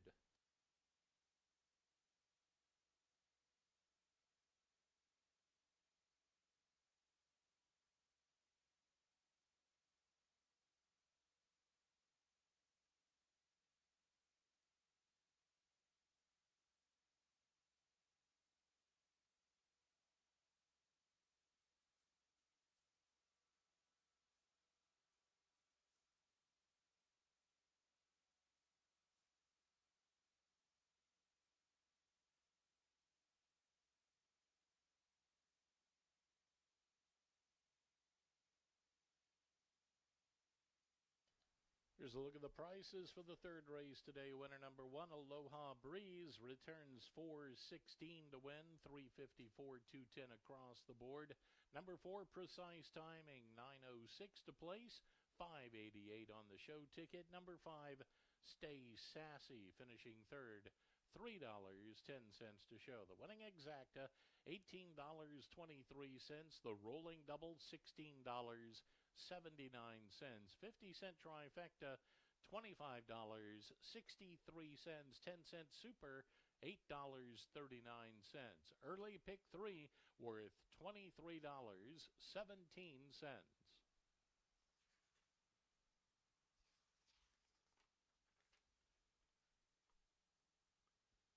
Time to go trackside. Here's Joe Withy. Thank you, Tom. Another winning, outstanding performance from Aloha Breeze, now age of 6. Showed her heels to her Washington-bred foes and all in her seasonal debut. Now 11 for 16 at Emerald Downs. A tremendous race record. Tom Wenzel, trainer, Carlos Montalvo, jockey, Bob Capoletti, representing owner George Tadaro. And Carlos, you got associated with her right when you came to town 3 years ago, and it's been a pretty good combination. Been very blessed and lucky, and I really appreciate the opportunity from these two guys. Yeah, and you know, last year, another great year. She was horse of the meeting. You were aboard. How'd she feel out there today? It's like she don't left nothing, you know? That's what it looked like. Great job. She's got the speed, Tom, and congratulations to you for keeping a mare like this at the top of her game for so long. And did you like what you have seen the last few months? Yeah, she has worked really well the last 3-4 times for us. Carlos worked her the last 2, and she seemed like she wanted to do it again this year for sure. So this was a nice race because it was a race she could get a lead in, comfortable, and Carlos did a fantastic job of getting her to settle and relaxing her and keeping enough for the lane. Great job. Tom Wenzel in charge of Aloha Breeze throughout her career. Let's get a word from Bob, who was there for the purchase back in Kentucky, and she's won 7 stakes here, Bob. She's never lost under stake level allowances or a maiden race, and it's just been a dream horse. She's just amazing, chokes me up, and I want to thank Dr. Tadaro to bring her back this year, because she could have gone in the breeding shed, and the job these guys are doing is just amazing. A lot to work with, but doing everything right. Of course, the human connections, Tom Wenzel, Carlos Montalvo, Bob Capoletti here representing another win by Aloha Breeze.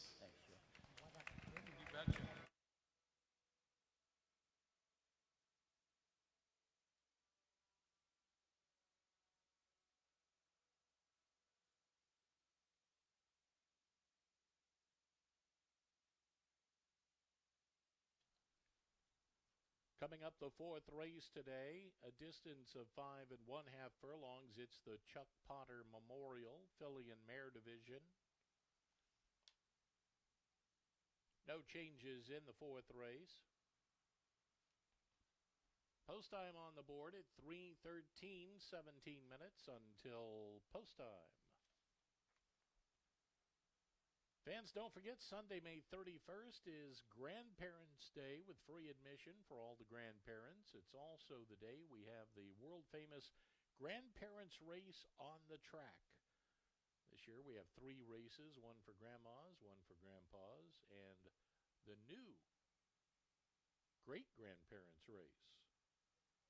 Post time's going to be 1:50. Gates open 12:20 here at Emerald for Grandparents' Day, Sunday, May 31st. Don't forget to take the kids down to the track level. Celebration of Family Fun Weekend presented by Leaf Guard. It's indoors today. Got a couple of bounce houses down there, face painting. Also the arcade room on the track level as well.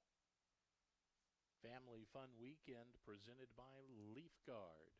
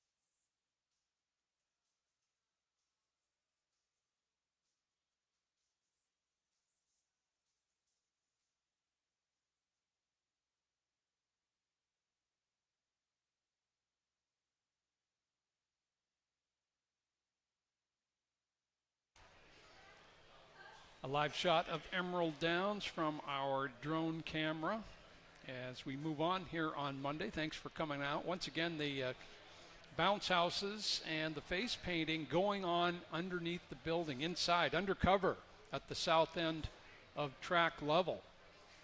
And we've got 2 bounce houses. So if Fat Albert's in one, then you can go to the other one. Right, John? I'm pretty sure that one I will know, and Tom will too. We were a little confused last time until you explained it was a Lever to Beaver character, so now we're moved to the 70s and then maybe the 80s for the next segment. Okay. All right, well, yeah. Entertainment for the kids this weekend, Teachers Appreciation Weekend, and we'll have the grandparents race next Sunday. But this is the Chuck Potter Memorial Filly and Mare Sprint, as Jody Peets, Chuck's former fiance, remembering Chuck, as we all do. Jody putting in some money to enhance these purses in races 4 and 6 today. So we've got a good field in each race. There's a look at number 1 in the filly and mare division. 5.5 furlongs. See Her Beauty is coming off a victory, and she won here last year too. So hey, she's 2 for 2 here. Yeah, she came in off of, decent form from Turf Paradise, but as you mentioned, she won a race by 6, and then I think she got bet based on that race in her last start here because she went off at 3 to 5, had trouble at the start, steadied, lost about 1.5 lengths, and you're kind of like, uh-oh, she's in trouble, but then she came up the inside and was able to outrun a couple horses that were outside of her there for a super game effort, got claimed out of that race, comes right back for a slightly notch better, but she's in good form right now. See Her Beauty, yeah. 5 out of 7 in the top 3 this year, including Phoenix and victory here at Emerald Downs. Kevin Krieger today for trainer Scott Tubbs out of that claim. There's the 1. Who has the best undefeated mark at Emerald Downs? There's a question we can ponder.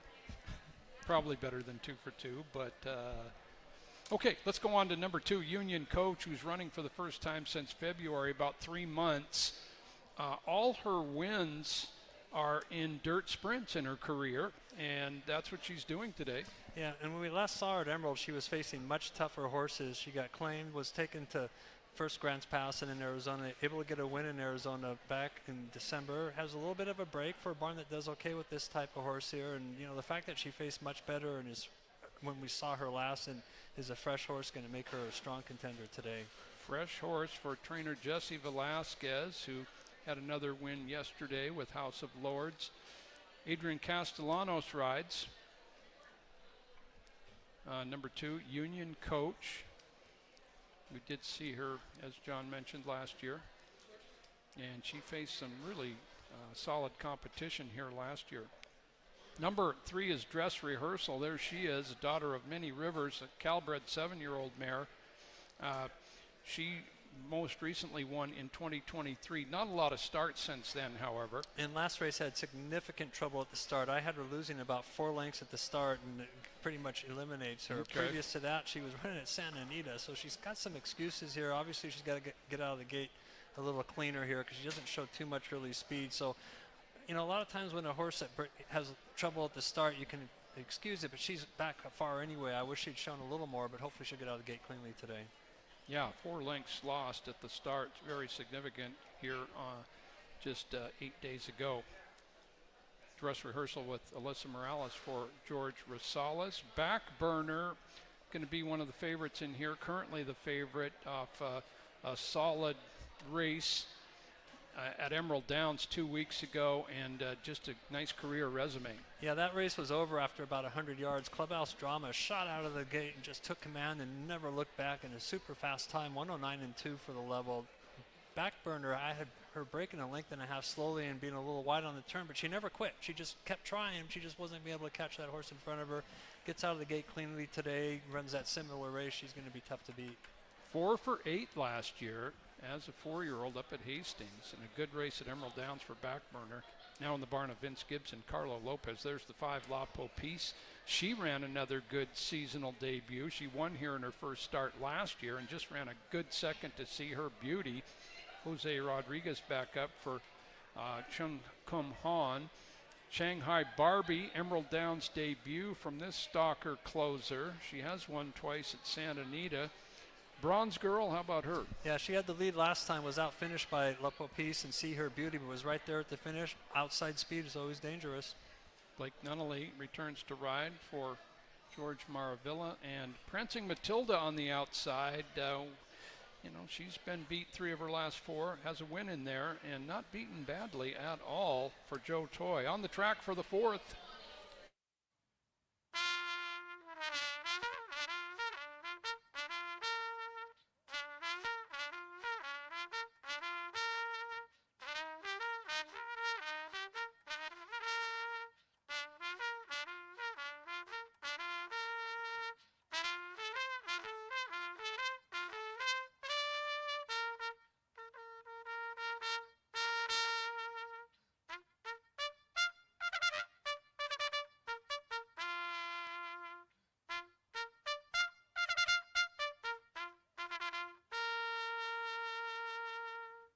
Horses on the track for the 4th race today. The 4th race is the Chuck Potter Memorial Filly Mare Division, a distance of 5 1/2 furlongs. It's a claiming event, purse of $15,000. It's for fillies and mares, 3-year-olds and upward. They'll be off and running in just over 5 minutes, just over 5 minutes to post.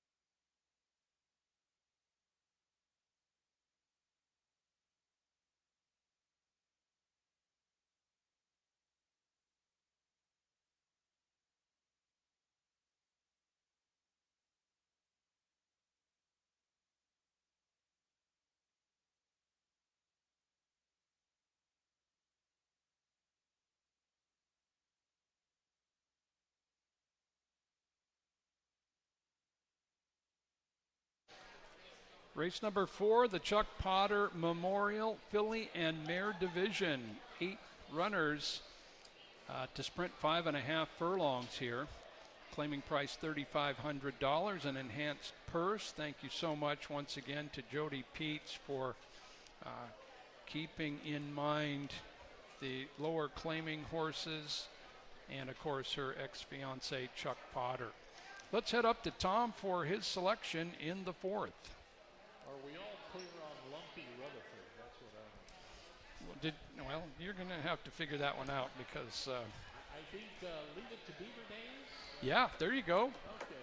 I think there's quite a few in the crowd that rung a bell with. Yeah, I had to go back in the archives. All right, this 4th race, 5 1/2 furlongs. How about See Her Beauty, the inside post number 1. And See Her Beauty, an impressive winner of the last one. Kevin Krieger is up here at the well position for trainer Scott Tubbs. La Papise almost top to top in the last time out. This will be a nice rematch between those two. And of course, we've got other capable sorts in here as well. I go 1, 5, and 6 here in the 4th. Okay, yeah, See Her Beauty came back a winner at Emerald Downs again, 2 for 2 at this track now. Let's go to John Lindley. I am going to try number 4, Backburner. As we talked, she ran a good race last time, even though she was beaten only 7 nearly 7 lengths. It was a fast heat, and she didn't break cleanly. But you look at her Canadian form; she's in the battle every step of the way, and just never quits. She's one of these horses that is just tough to get by. We'll see if she's in contention throughout again and gets her first win at Emerald. Yeah, those are some impressive races up at Hastings last year at 6.5. Just really hanging tough. She won a couple photos. She lost by a head once, but 4 for 8 overall in her Emerald Downs debut, as you mentioned. Probably a little better than looks on the form. So I'm with you there. John and I on number 4, Backburner. Tom's on the 1, See Her Beauty. Race 4 starts our 50-cent pick 5.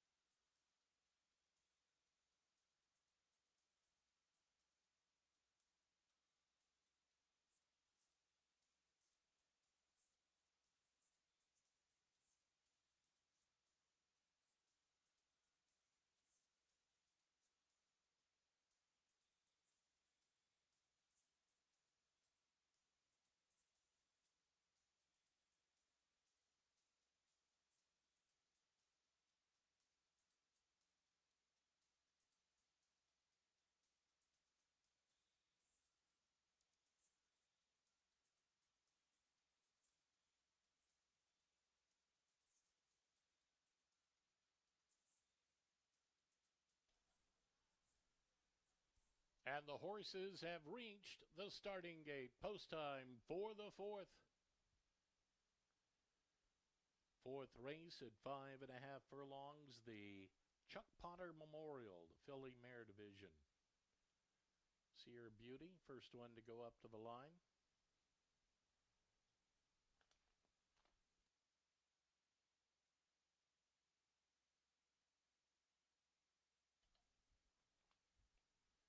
Union Coach, now La Papis. Dress Rehearsal. Shanghai Barbie towards the outside. Backburner right up to the gate. Now comes Bronze Girl. Prancing Matilda, last one.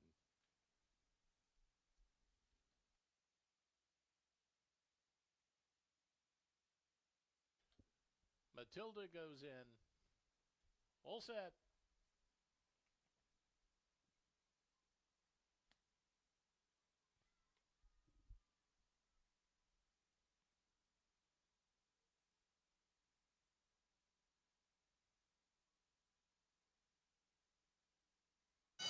And runners away. Good start for Prancing Matilda, far outside, but Bronze Girl goes straight to the front here and kicks up her heels by a length and a half. Just to the inside, Backburner is on the go now, sifting through horses, and at the inside comes Union Coach. La Papis is perched up to the outside. Will drop back 3 lengths more. Along the inside, See Her Beauty from third last. Alongside of that, Shanghai Barbie. 2.5 to Dress Rehearsal with just over a quarter mile to go. A run to the top of the stretch. And Bronze Girl the leader by a length and a half. Backburner is in pursuit as they come off the turn and run for home. They straighten way for the final furlong. Bronze Girl continues to try to hold them off.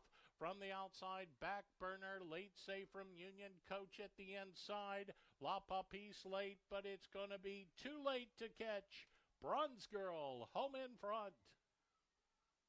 Bronze Girl the winner, 2.5 clear of Union Coach. Backburner followed. Prancing Matilda, See Her Beauty towards the outside. La Papis in with that set. Running time 1:04 and 29 100ths.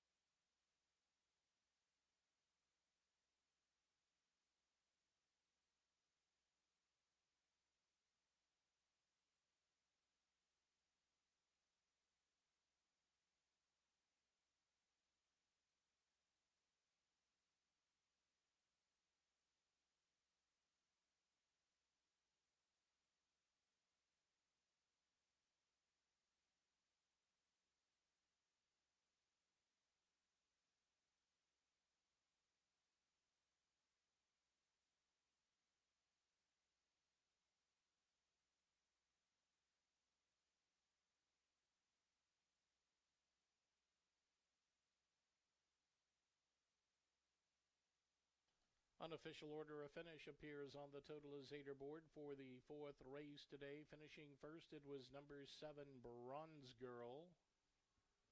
Finishing second was number 2, Union Coach. Third came number 4, Backburner. And fourth was number 1, See Her Beauty. Running time of the race, 1:04 and 29 100ths. 4th race today, the Chuck Potter Memorial Filly Mare Division. And we have a series of trainers that we need to have at the claims clerk office. So here we go. Frank Lucarelli, Howie Gibson, Francisco Rodriguez, Debbie Peary, Jorge Rosales, Joe Toy, and Wisdom, Doug Carlson, and Jennifer Nunley. To the claims clerk, please. Into the Michelob Ultra Winner's Circle, Bronze Girl. Owned and trained by Jorge Maravilla, Blake Nunley on board for the winning ride. Bronze Girl, a 5-year-old bay mare by Bronze Star from Santoku. She was sired by Bodemeister. Bred in California by the M&J Ranch Corporation.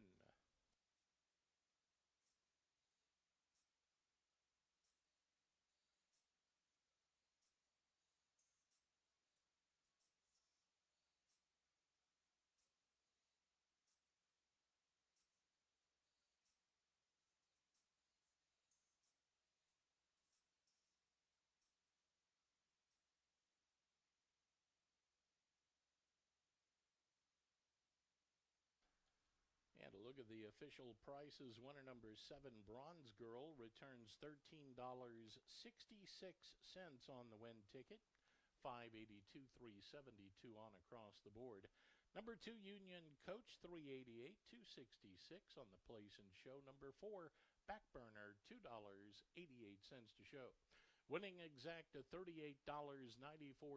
Rolling double, $20.18. 50-cent trifecta, $81.64. 10-cent super, $45.95.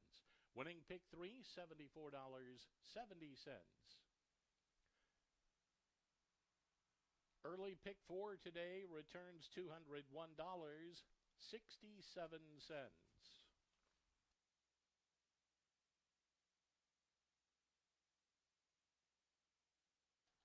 Coming up, the 5th race today, the Leaf Guard Purse at 6 furlongs.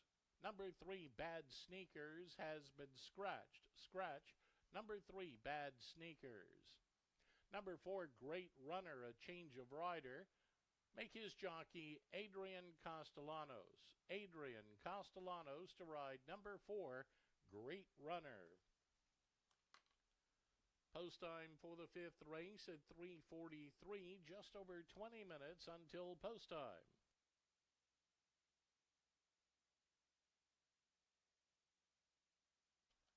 Race fans, First Bet is giving you up to a $250 sign-up bonus when you open an account with promo code EMD200. That's EMD200. And bet $1,000 in your first 60 days. That's a 20% rebate on your first $1,000 wagered. Download the First Bet app. That's 1/STBet. Do it today to get started, and remember to use promo code EMD200 to claim your exclusive bonus. Download the app now. Get started today with First Bet.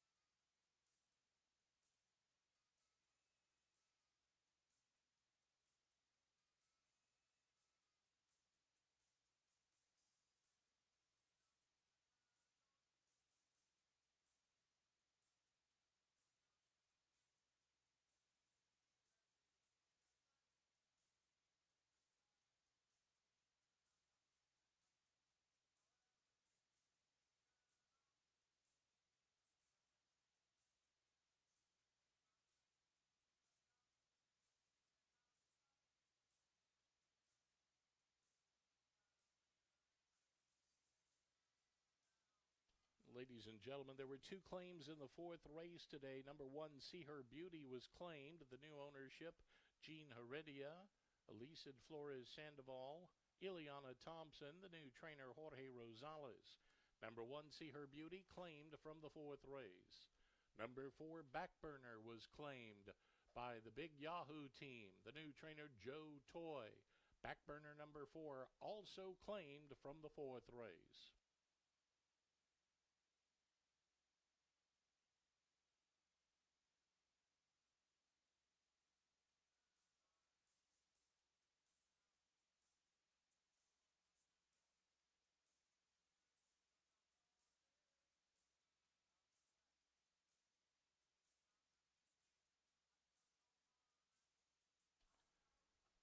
Fans, don't forget, if you have a fast-crawling baby, sign up for the 2026 Diaper Derby. That'll take place on Sunday, July the 5th. You can register at emeralddowns.com. The Diaper Derby, Sunday, July 5th.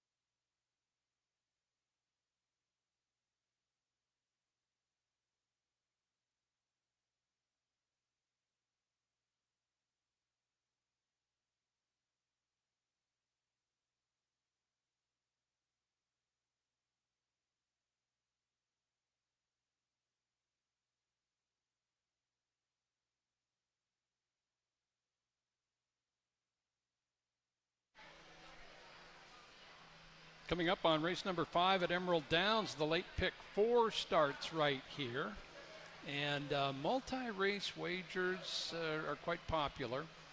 Get the winner of 4 consecutive races on your ticket. Races 5 through 8, 50 cents gets you 1 horse per race. And John Lindley of Parker's, John has suggested wagers on his Parker's sheet every race day. And John, I've marveled some of the times. You look for the best horse in the race. You want to find the winner. But so many times you have a good paying pick 3 or pick 4 because you'll include a couple of the, 5, 6, 7 to 1s in there as well. Yeah, I think, you look at any particular race and, the winner isn't always obvious in the sense that, like Aloha Breeze. You have some races that are competitive, like the last race. You had 3 horses that were on the wire last time, and the horse that was third ended up beating the other 2 and winning the race when they had just kind of switched positions. So you look for those kind of little inter sequences there, and then you get a 5 to 1, and then all of a sudden your pick 3s and such are going to pay a lot more if you come up with it. Yeah, definitely. And so Parker's is available for just $2 at the program stands and customer service center. Race 5 starts that late pick 4, and it's for older horses at 6 furlongs. We're looking at number 1 there from trainer Ian Jewell. Keep It Coming. Blake Nunnally aboard. Blake fresh off that victory atop Bronze Girl in the 4th race. And Ian Jewell up from Turf Paradise. He came in from Oaklawn last year and won at 30% at Emerald Downs. So Ian Jewell, good to see him back. And Keep It Coming, most recent race, he did go route to sprint and ran quite well down there. Yeah, he was 26 to 1 that day because he had tried some routes and some turf races and didn't fare well, but he showed good early speed, made a run for it, wasn't able to get the winner to a horse named Godson, who's won a lot of races at Turf Paradise. Shipped up here and worked really well. 47 breezing, which means they weren't even asking the horse. It was a real nice workout there. Draws the rail today, and it's been a while since this horse won sprinting, but the fact that he has the rail and comes off a good effort, gets some good position, he should be right there at the finish. There he is. Keep It Coming. Yeah, in stalking position against Godsend, and a good strong second down in Phoenix, that race about a month and a half ago. So he is up getting ready for his Emerald Downs debut. Number 2 there, Ice Tower, getting lighter every year. Of course, he was a good class winner as a juvenile. He won in 2024. Didn't win here last year. But let's see, where did he win? Oh, he placed first through a DQ down at Grants Pass, so he got a win last year as well. Vince Gibson's been in charge of Ice Tower, who does have tactical speed. Yeah, in his first start after that layoff from his races in Oregon, he showed speed for a little bit to A View from Above. If you're a length behind A View from Above, you got to be a little quick. So we know, as you mentioned, he has good tactical. He did get tired there, so he's going to have to improve because another horse in this race, Olympic Legend, was in that race and beat him handedly. But he has a right to improve in the fact that it was his first start of the year, and he's maybe a notch below some of these others in his more recent races, but he does have tactical speed, and you always have to respect that. Vince Gibson has Talia Taimantois aboard. Second time up for Taimantois on Ice Tower. Ice Tower has a couple of career wins at this distance of 6 furlongs. Scratch the 3. 3 is out. 4 is Great Runner. And he is certainly going to be one of the favorites off good recent form and 2 good races already at Emerald Downs this year. Yeah, and you look at his last start, he broke a step slowly, and in the backstretch he just loomed into contention, and he was kind of in a tough spot because his stablemate was Olympic Legend, and they didn't really want to hook each other, and there was a horse between them, and then he said, okay, forget it, we're just all going to go, and then he was able to outfinish Olympic Legend in the stretch for a nice win. And the race before that, he ran into House of Lords and Benny Buckets, who put on a show yesterday, dominated a field routing, so he's come out of 2 really good efforts. He's right back at the same level. He has a nice style. A lot of people are going to land here, and for good reason. Yeah, Great Runner, a couple of wins in 2026. One here, one at Will Rogers Down. He also won a race in December, a sprint at Remington, so he's traveled around and run well. There he is, the son of Gun Runner, trained by George Rosales, Alex Cruz, the rider We had the rider change there. Adrian Castellanos aboard. Castellanos is on Great Runner, number 4. Number 5 is Gypsy Gun. Gypsy Gun off the pace. He's shown good speed at times in his career. All 4 of his lifetime wins right here at Emerald Downs. Well, I can see he's only run other than Emerald Downs one time. He ran 3rd at Grants Pass last fall. Yeah, you look at Gypsy Gun, it's interesting. You mentioned he had some early speed. Several years ago, he was super fast early, and then he decided, okay, I'm a closer. And, you know, he comes off an even effort, but it was in a strong field. You had Classic Cinnamon was on a 3 or 4 out of 5 win streak, and, of course, Blazing Pemy came out of that race and won. Those were probably a little tougher horses. We know he's capable of better efforts. He ran a great race last year when he beat Mirror Image, and if he can kind of bounce back to there, I think he could be formidable, and he has every right to improve. Gypsy Gun, a little bit of a slow start from the 1 hole on May 9th. Comes back in a couple weeks for Mike Bubba Boleyn with Carlos Montalvo, who knows him well. There's the 6, Olympic Legend, finished 2nd to Great Runner. Another horse on good form here in 2026. Yeah, an Olympic Legend last race was favored over Great Runner, and I thought for good reason, because in his first start, he broke a half step slowly and the View from the Dove dominated. And then last race, the gates opened, he hopped, he veered out, he threw his head, and he kind of lost about a length. It cost him some position, but then he loomed up real fast, as I mentioned earlier, and wanted to get into contention. And of course, Great Runner was his stablemate on the inside, and eventually they did go after each other. He does go for a new barn today. I think the key for him, he's got to break sharply. We'll see if that's the case.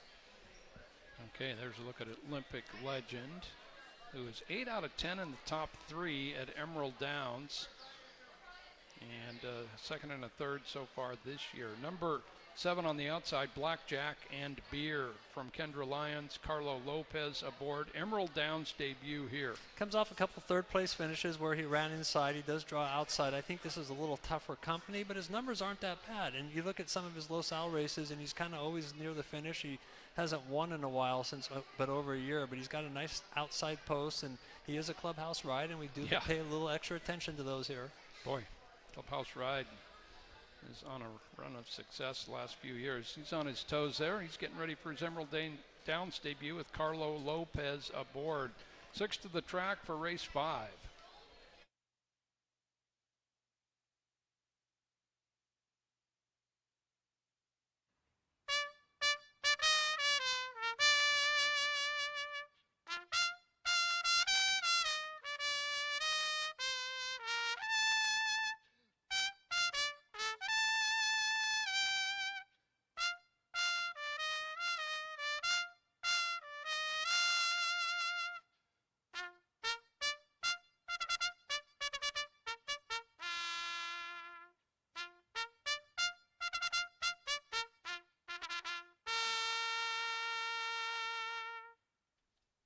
As Dan Harrington's called a post for the 5th race today, the Leaf Guard Purse, a distance of 6 furlongs. It's a claiming event, purse of $12,000. It brings out 3-year-olds and upward. Reminder that number 3, Bad Sneakers, has been scratched. Scratch number 3, Bad Sneakers. And note the rider change for number 4, Great Runner. His pilot now, Adrian Castellanos. They'll be off and running in 5 minutes. Post time 5 away.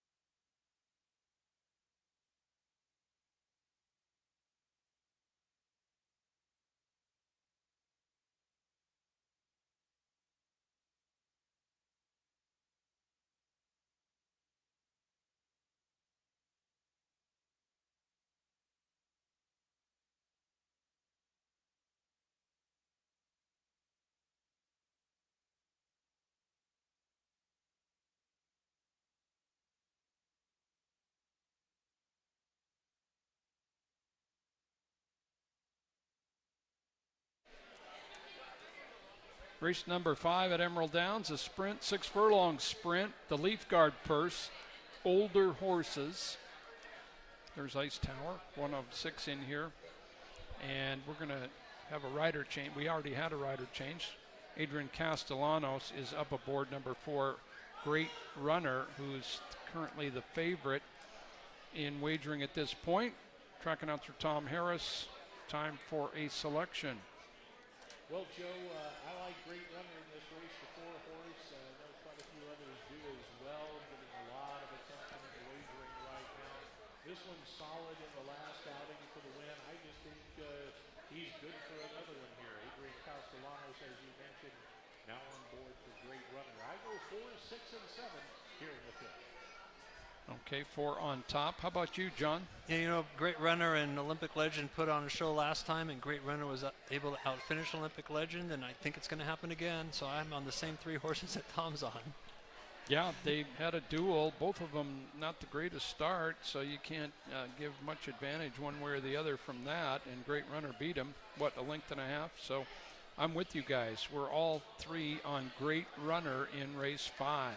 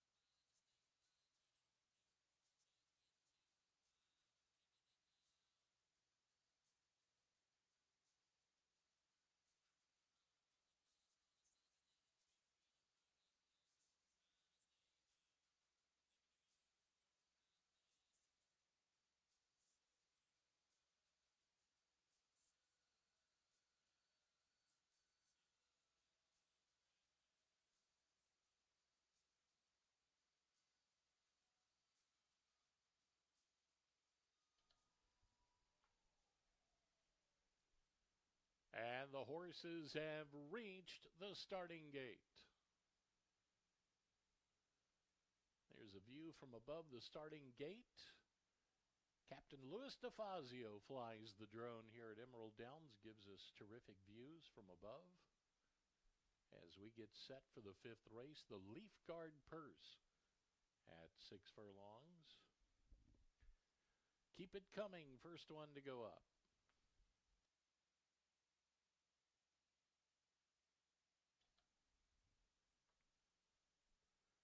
Ice Tower, and now they're joined by Great Runner.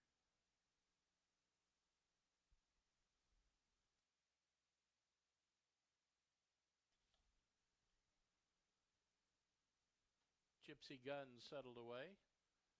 Olympic Legend. Next one.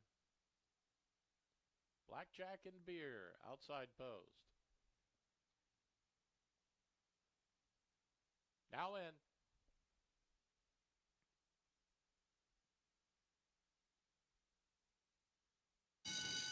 And runners away.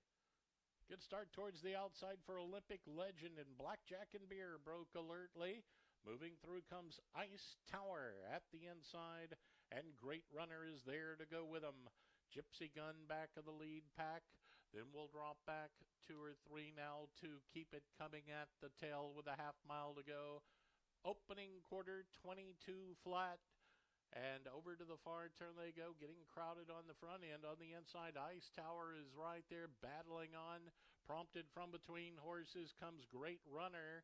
Great Runner, Olympic Legend, sets up to the outside. A length and a half back to Blackjack and Beer. Now they are a quarter mile away as they run to the top of the stretch. Great Runner just in front. Olympic Legend, Blackjack and Beer from the outside. They're off the turn, homeward bound, and Great Runner and Adrian Castellanos trying to hold them off. Right there is Olympic Legend, and Olympic Legend is there to look them in the eye. These two in a driving finish. Great Runner, Olympic Legend, Olympic Legend. Very close finish. Great Runner the inside. Keep It Coming to Blackjack and Beer, Ice Tower, and Gypsy Gun. They stop the clock in 1:10 and 2 100ths.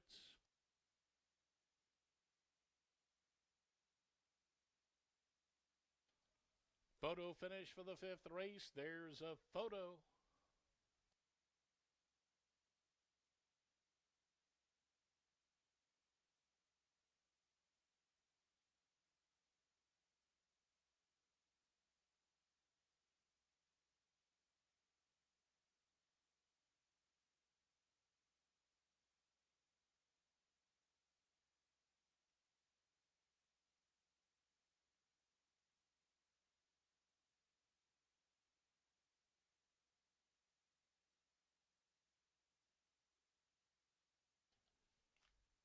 Photo shows number 6, Olympic Legend, the winner. Number 4, Great Runner, was second.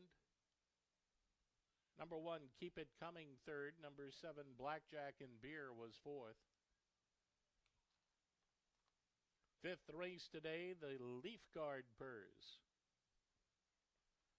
Once again, the running time was 1:10 and 2 100ths. Your attention, trainers Candy Kreiderman, Jorge Rosales, and Vince Gibson. Contact the claims clerk, please.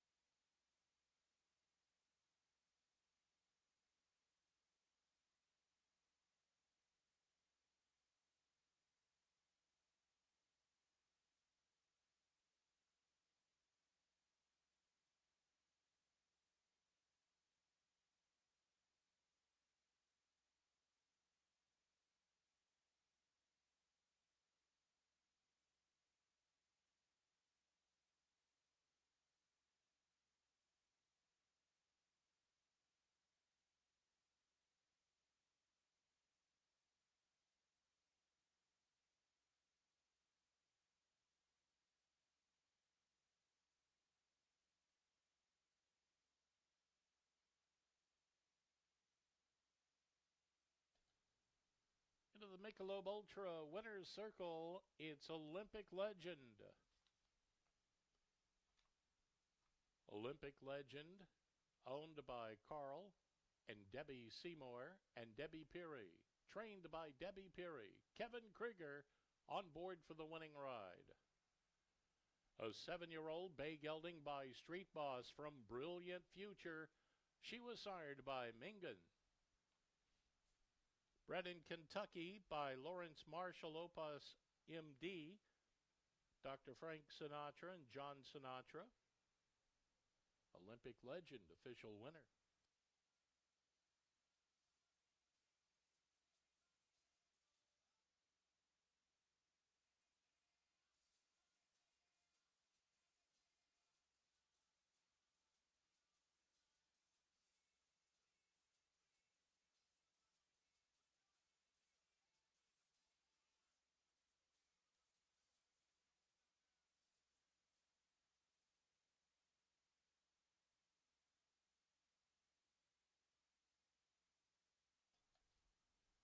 And a look at the prices for the 5th race today. Winner number 6, Olympic Legend, 422, 234, 210 across the board. Number 4, Great Runner, 242 and 210 on the place and show. Number 1, Keep It Coming, 282 on the show ticket.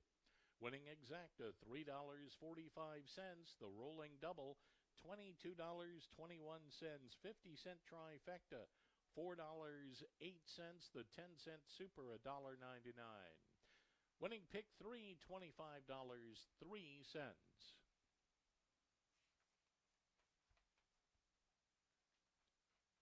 Coming up, the 6th race today, the Chuck Potter Memorial at 5 1/2 furlongs. Number 2, One Bid, has been scratched. Scratch number 2, One Bid.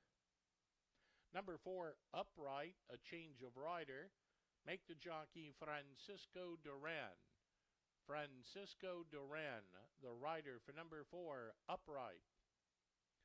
Number 8, On Fire, will race with blinkers on. Blinkers on. Number 8, On Fire. Post time for the 6th race coming up at 4:13, just over 20 minutes until post time.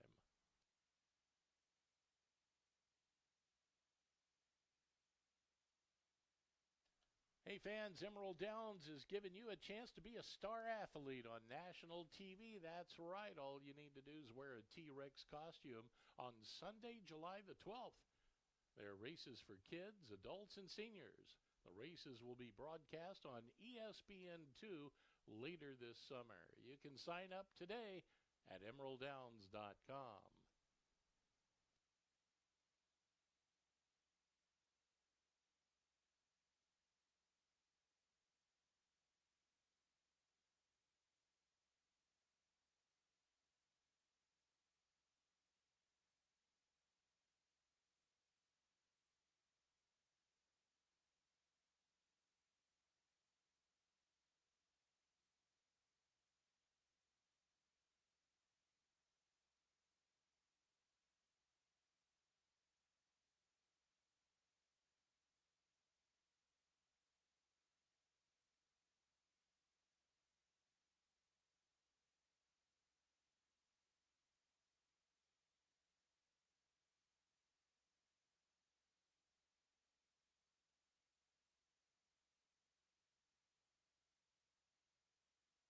Ladies and gentlemen, there was a claim in the 5th race today. Number 6, Olympic Legend, was claimed. The new owner, Sabinaw Equestrian LLC. The new trainer, Candy Kreiderman. Number 6, Olympic Legend, was claimed from the 5th race.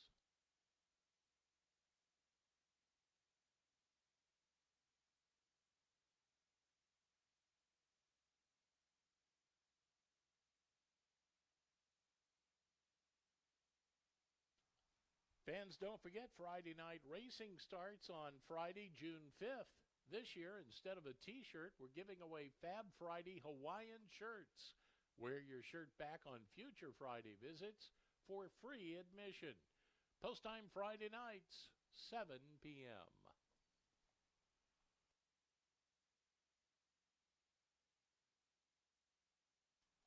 Still time for the kids to enjoy Family Fun Weekend on the track level today. It's presented by Leaf Guard.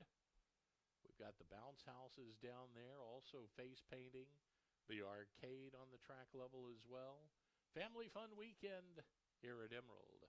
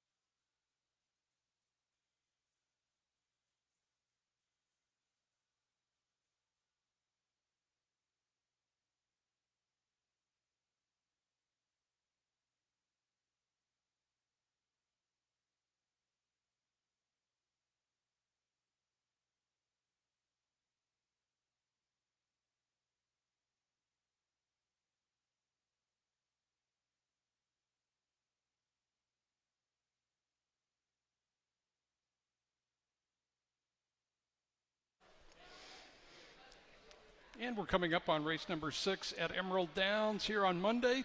Thank you so much for joining us here as part of your Memorial Day weekend. And we've got the second Chuck Potter Memorial race upcoming, race 6. And this is a field of 8 sprinting 5.5 furlongs. Thanks once again to Jody Peets for having us remember Chuck, and of course adding some significant dollars to the purse of this race on Memorial Day, enhancing the status of lower claiming horses. So the Chuck Potter Memorial here, race 6 starts our late pick 3. Tom mentioned the Fab Friday shirt, John. Here it is. It's a Hawaiian shirt. Yeah, this is the Fab Friday shirt for 2026. So You'll get this on June 5th with your paid admission. Our first Friday night of live racing. First race 7 p.m. Friday, June 5th. There's the shirt, a Hawaiian shirt. This is a 2XL. There'll be a lot of different sizes. Tom needs a 3XL, he says, or, you know, we'll have one, Tom. But that's it. So we'll see you here on our first Friday. We're going to have live music that night as well. So Friday night racing fun at Emerald Downs, and handicapping is fun and certainly can be very fun. We'll see what we can do here the last three. Number one there, Bedrock, has got the inside post for trainer Doug Carlson. Talia Timontois aboard. And boy, long career for Bedrock. Lots and lots of seconds and thirds. He does have 8 wins, and he's coming off a second to A View from Above, who absolutely dominated that race on May 2nd. And it should be noted, Bedrock did beat Olympic legend, who just won a race after running second and went back there. And you know, this is a good effort by him. It was one of his better, one of his recent efforts, better than previous efforts. He was a little wide that day. Also got bumped around at the start. He does draw the rail today, so he's got to get out of the gate cleanly. But he gets a weight break and comes off a good effort. He did win here last year over Bo Mischief, who was going pretty well in the 2025 meeting. Bedrock actually, you know, 7 out of 8 in the top 3 at this track. He does have, you know, over half his career starts are top 3 finishes, but at Emerald Downs, 7 out of 8. Doug Carlson, Talia Timontois. Timontois has brought him in for some good finishes recently down in Phoenix. Number 2 is out. Scratch the 2. 3 is Mojave, and here is 10-year-old son of Nationhood out of Valor Road, who has had quite a career, and you know, better here at Emerald Downs than other tracks. 5 wins at this track, 3 for 20 elsewhere. He just ran real big off an 8-month break. Yeah, last year he came off a bit of a March to May and was able to win in Emerald Downs, and then ran okay, a little tougher. And as you mentioned, he comes off a nice second place finish back in April. It's been, 5 weeks, so he's got lots of time to recover. He is quick early. You got to respect him, and he's just one of these horses that gives his all. He's 10 years old, as you said, at Bedrock being 9 years old. Yeah, there you go. Yeah, a couple of veterans here. Now, Mojave does not have a great record at 5.5 furlongs, which is a little surprising because he is quick, and you know, horses that go right to the front, you'd think in short sprints. He's only 1 for 14 in short sprints. That's kind of an oddity, isn't it? It is, except for he's won 4.5. So okay. he's got some 4.5 wins. So you're like, it yeah, could just I did be see that. It could right. just be some sort of statistical aberration, but it could be that he hates 5.5. We'll see. You're right. He shows 2 wins at 4.5 down at Phoenix, and his last year and a half of racing. There he is, Mojave by Nationhood. Had a great run at Blue Ribbon Farm in Buckley as a sire after being a stake winner here at Emerald Downs. I'm trying to remember, I think he won 2 stakes the year that Wasserman won 4 stakes races in photo finishes, including the mile. Nationhood was in that mile. There's Upright, number 4 from trainer Kendra Lyons. Upright, a Kentucky bred by Lemon Drop Kid, running here for the first time. You know, a lot of good efforts from him, be it the synthetic at Golden Gate or Oregon Fairs, and most recently in Turf Paradise, he did finish first but was DQ'd. Yeah, pretty versatile horse. He's won on synthetic, as you mentioned, at Golden Gate, and he's also won at 4.5 at Grants Pass, and unofficially won at 4.5 at Turf Paradise with a big stretch run last time. He's got, you know, tactical speed one way or the other. He's going to be in contention throughout, and it looks like this is a good spot for him, and you can't really fault him. Plus he gets Kevin Krieger to ride. Kevin Krieger up for Kendra Lyons. Yeah, a horse that's traveled around. Oh, excuse me, yeah, we do have a rider change there. Francisco Duran is on Upright. Francisco Duran, that was announced before the first race. Duran on Upright. Welcome back to Francisco Duran. He's had a lot of good afternoons at Emerald Downs in his career. Stan from Malibu had an out. on May 16th, 9 days ago. Finished in behind Real Good Magic, who's number 9 in here. And he didn't get a good start, and he had a wide trip. He broke Okay. about a couple lengths slow, and then on the turn he was 3 wide, 4 wide leaving the turn, 5 wide entering the stretch. Now you'd like him to show a little bit more because he still was well beaten there, but the start did not help him. Hopefully he'll get an alert start. He's capable of better efforts. This horse was running down at Santa Anita and Del Mar not too long ago. Right. Okay. Yeah, not a great trip last time out. Second time Emerald runner for Sergio Perez. Blake Nunnally aboard. There he is. Stan from Malibu. We have one horse sired by Stanford, a winner. Actually, Silicon Native did run second, didn't he? Okay, on to Stephen James. We know him well. Mary Perrone runner. He's been off since Emerald Downs last September. Didn't sprint spectacularly well last year, but we know he can sprint. Yeah, he did win a sprint back in August of 2024, and since then it's kind of been, tough sledding for him there. But he is fresh, and in his career he has beaten this level of horse. In fact, he's run against better on a lot of his occasions. So we'll see if a fresh horse is the winning scenario here. He does have a nice workout pattern. Yeah, when he ran fresh last year, he ran into Chuckanut Bay, who was sensational early in the 2025 meeting.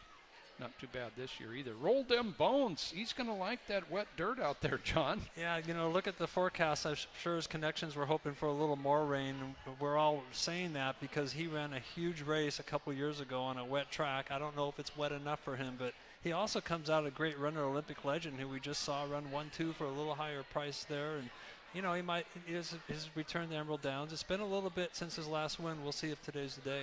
Okay, there he is with Carlo Lopez for Joe Toy. Ohm Fire, blinkers on.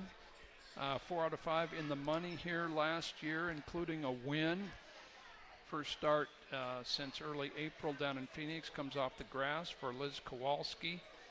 Carlos Montalvo. Real Good Magic is going to be one of the ones in here. Yeah, last race he was involved in a 3-horse speed duel. He's in between horses, and he got beat ahead, but he fought every step of the way. Now he gets that favorable outside draw. We'll see if that gets him into the winner's circle. On the track for race number 6.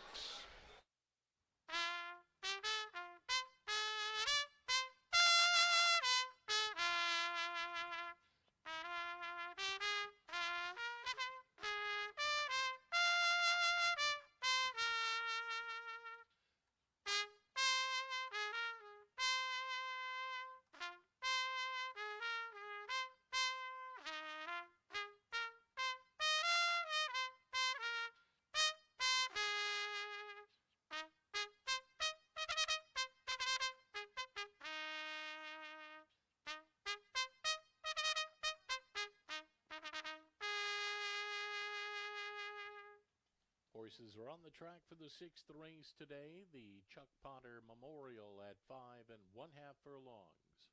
It's a claiming event. The purse is $15,000. It brings out 3-year-olds and upward. Reminder that number 2, One Bid, has been scratched. Scratch number 2, One Bid. Also note that number 4, Upright, handled by jockey Francisco Duran. Francisco Duran now atop number 4, Upright. Number 8, On Fire, races with blinkers on. Post time coming up in less than 5 minutes.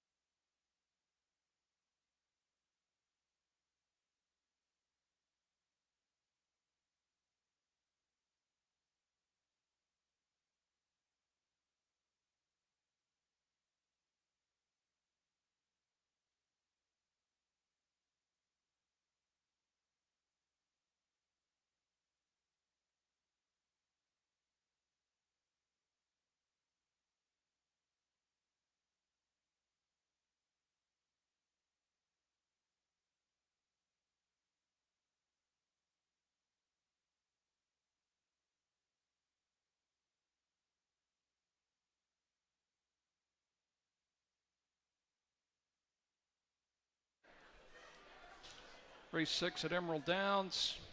Minutes away. The start of our last pick 3. And those multi-race wagers once again. Here's a pick 3 coming up, 50-cent minimum wager.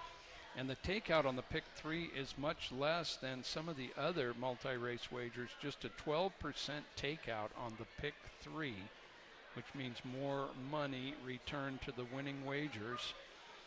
And it's very attractive for that reason. There's a look at Stan from Malibu. A field of 8 in here. Let's head up to Tom. Joe, in this one, I'm going to end up on the favorite here, it looks like, on the outside with Real Good Magic, Silvio Amador to do the guiding here. This one, I think, strong enough to pull from that outside post position. Back class to offer as well. And Silvio Amador certainly doing well. If you're fishing for a long shot, maybe take a look at Rolled In Bones. There's 7 horses, currently 8-1 right now. This is a speedy sort that fits right in with these. So 8-1 on that one, I think is really a live horse too. 9, 7, and 4 for me here in the 6th. Okay, yeah, when Rolled Them Bones won that Hollywood Harbor Sprint Series race, 2024, he was awesome that day. He hasn't had a lot of wins since then, but he's capable, John. Yeah, when I looked at this race, I didn't really know that there'd be a big favorite like there is Real Good Magic. I respect that he's a strong contender here, but I don't know if he has a big advantage over the field, and I went completely 3 different horses. Okay. But Roll Them Bones is the one I ended up, partly because when I looked at the forecast at 9 a.m. tomorrow, it said rain, and I was like, you know, if it rains, that one race was so impressive. But he also comes out a good race. He draws outside, drops a little bit in price, and you know, he'll be in contention there. But I thought this was a tough race, and we'll see if the public's right and you and Tom are right on the 9, but we'll see. Okay. Yeah, Mojave certainly one to go to the front. Rolled Them Bones, or Real Good Magic, very tactical. Rolled Them Bones is no slouch with early speed either. I did go Real Good Magic. Boy, he came in with just a really nice resume in his last couple years, and his first race here was a really good effort. So coming back in 9 days for now in the barn of Alexis Silva Martinez. Tom and I on the 9, John's on the 7 here in the 6th.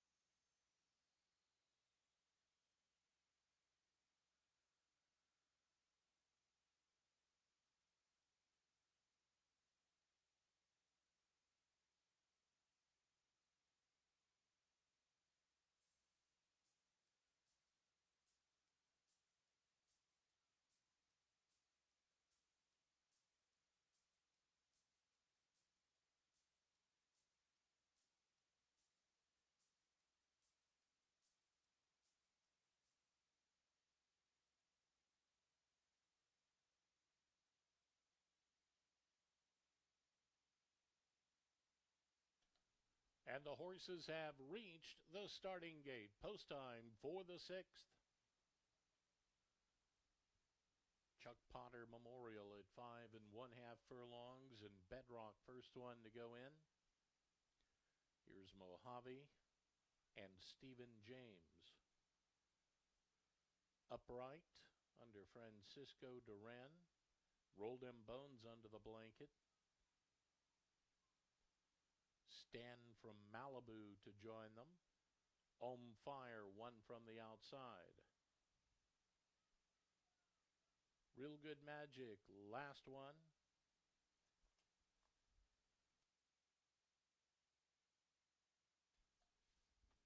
Now they're in.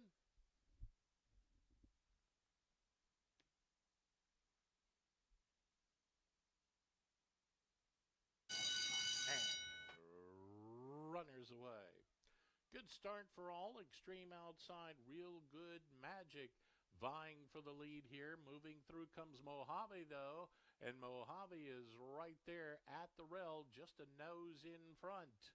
Upright alongside, racing a snug second. Ohm Fires racing a tightly knit third. Real Good Magic settled in fourth up to the outside. Length and a half to Roll Them Bones back of that set. Moving through at the rail is Bedrock third last. They head it midway round the turn. Then comes Stephen James, lingering second last. And Stand from Malibu. They run to the top of the lane now. Stride for stride, Real Good Magic just in front as they come off the turn and head for the final furlong. And Real Good Magic on the lead, but right behind comes Roll Them Bones on the attack, and Upright as well. 70 yards to the line. Real Good Magic to prevail.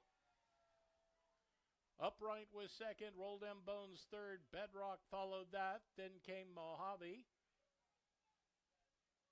Upright with Stand from Malibu and Ohm Fire. Running time, a quick minute 3 and 56 100ths.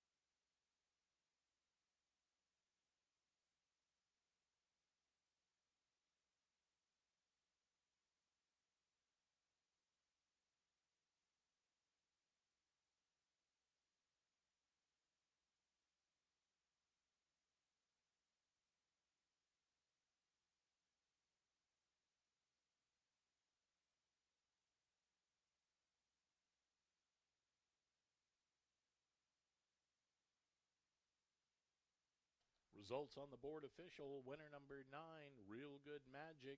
Finishing second, number 4, Upright. Third, number 7, Roll Them Bones. Fourth, number 1, Bedrock. The 6th race today was the Chuck Potter Memorial. Running time in the race, a minute 3 and 56 100 seconds.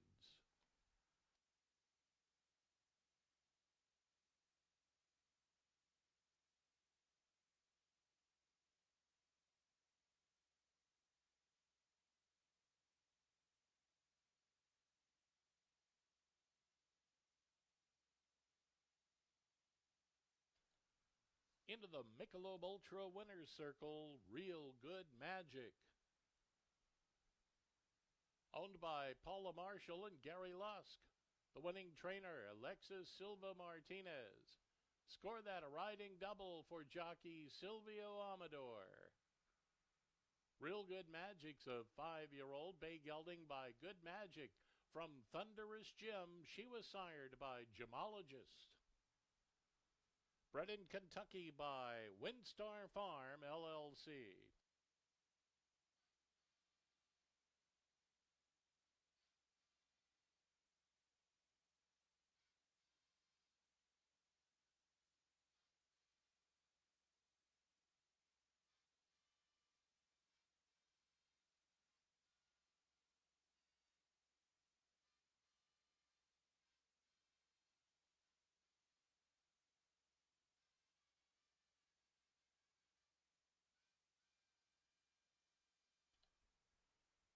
following trainers contact the claims clerk, please? Frank Lucarelli, Vince Gibson, Ann Wisdom, Dan Markle, Kendra Lyons, Francisco Rodriguez, Debbie Peary, and Howie Gibson.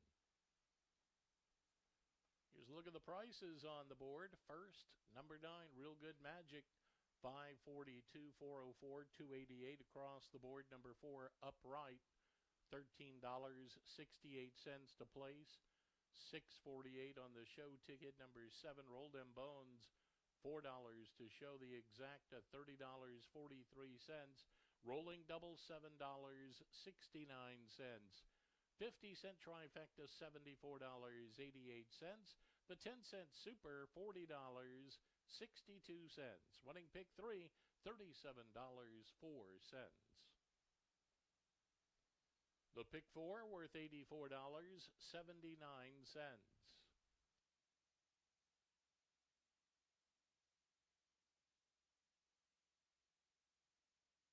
Coming up, the 7th race today, the Elysian Brewing Purse at 6 furlongs. Number 3, Golden River, a change of rider. Make his jockey Frank Alvarado. Frank Alvarado to ride number 3, Golden River. Post time for the 7th race at 4:43, just over 20 minutes away.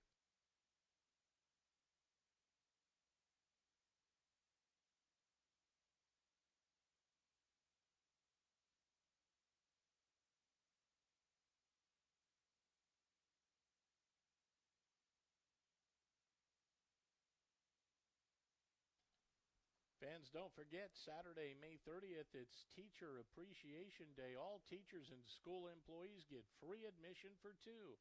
Post time is 1:50.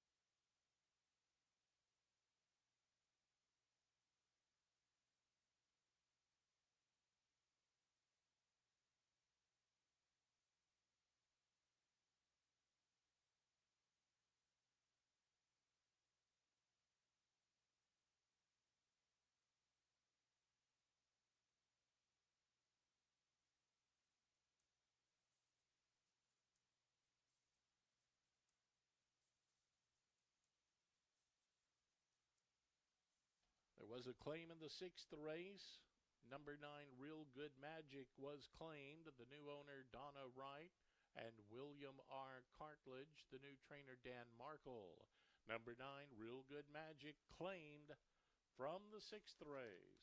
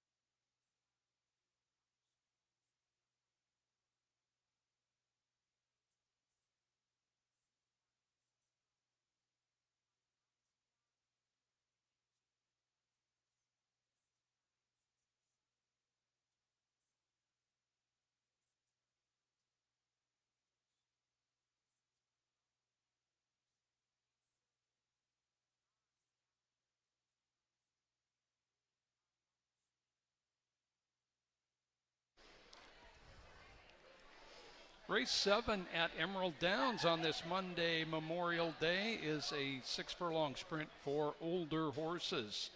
And some familiar names in here, some runners who have done some really good things in a racing career. So this is the start of the late double, races 7 and 8, $1 minimum. Racing resumes Saturday at 1:50 p.m.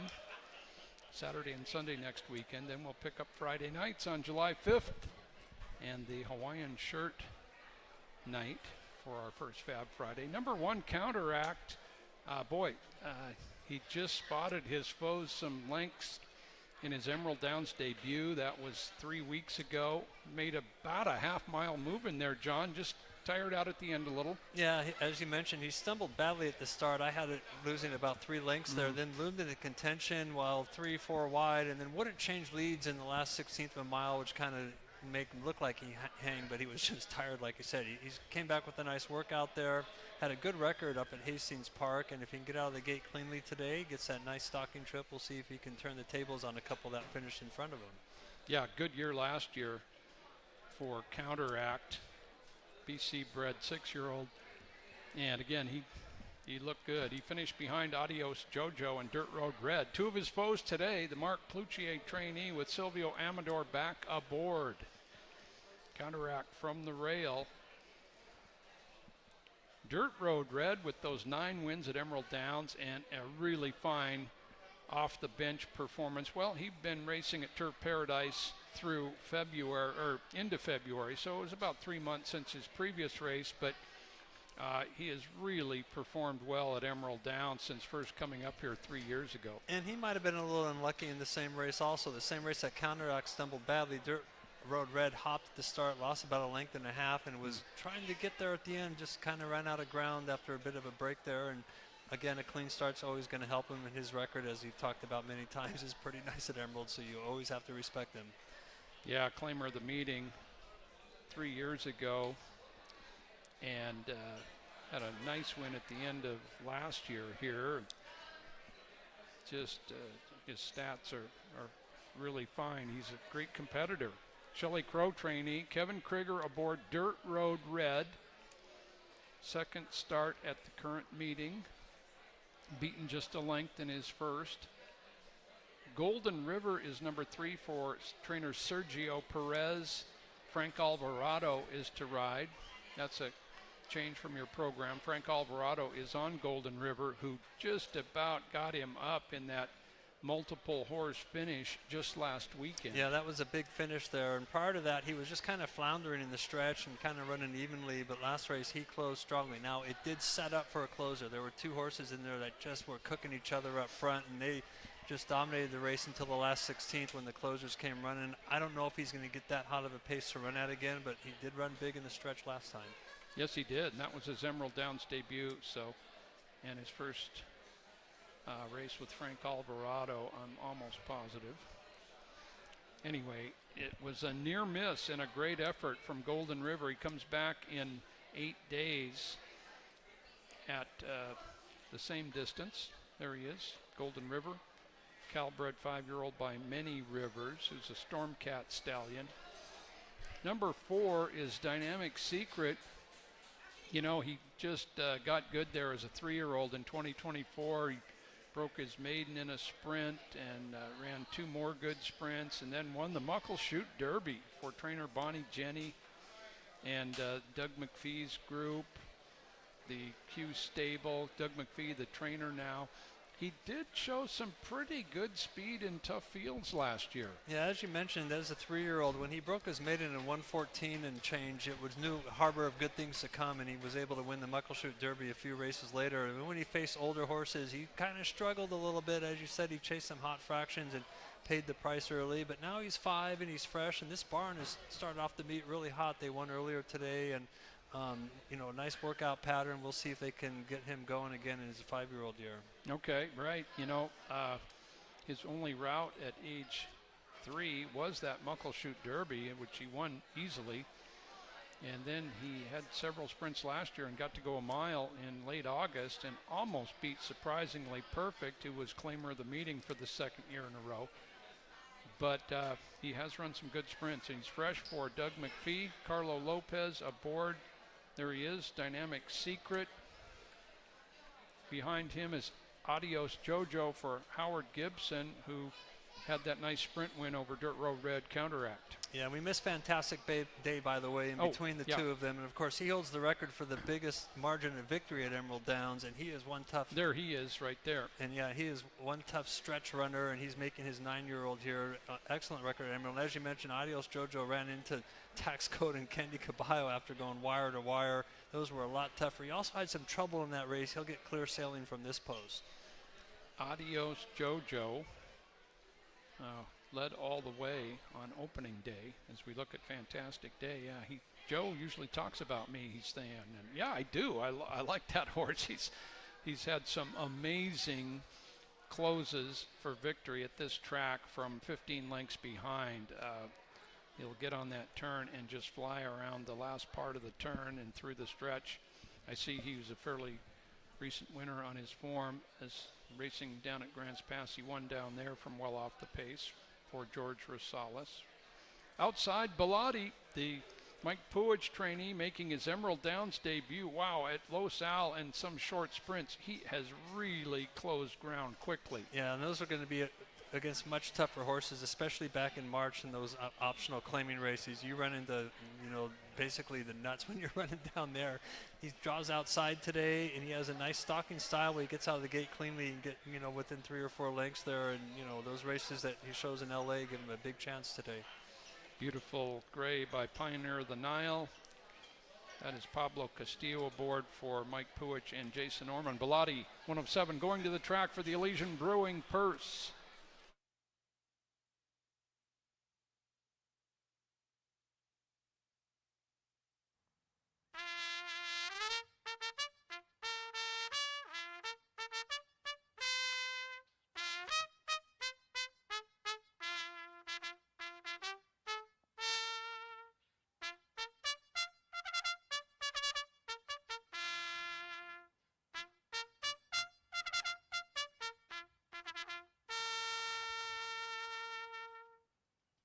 Dan Harrington's call to post for the 7th race today. It's the Elysian Brewing Purse.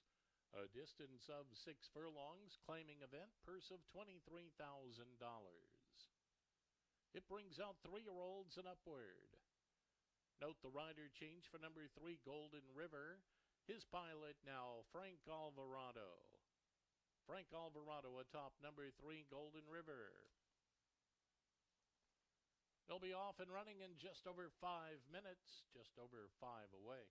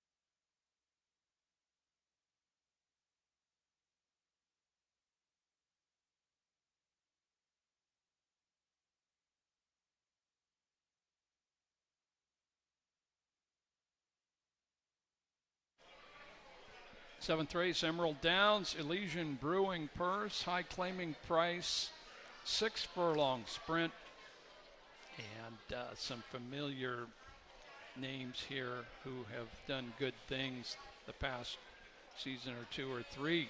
A field of 7 to start this late double. Let's head up to Tom. Joe, in this 7th race, I'm going to look for a mild upset here with Dirt Road Red, who's currently 6-1 on the board. Dirt Road Red may get there this time. Looked pretty good closing in that last effort. Kevin Krieger has the assignment here for trainer Shelley Crook. I just think he steps into a pretty good spot here. Dirt Road Red for me. I go 2, 6, and 7. 2, 6, 7. Okay. Dirt Road Red on top. Again, I mentioned on Handicapper's Corner, boy, I would never knock anybody that thought that horse had a good chance at Emerald Downs. How about you, John? Yeah, and you guys had a good pick in the last race with Real Good Magic, who ran a big race from the outside there and was able to get the job done as a favorite.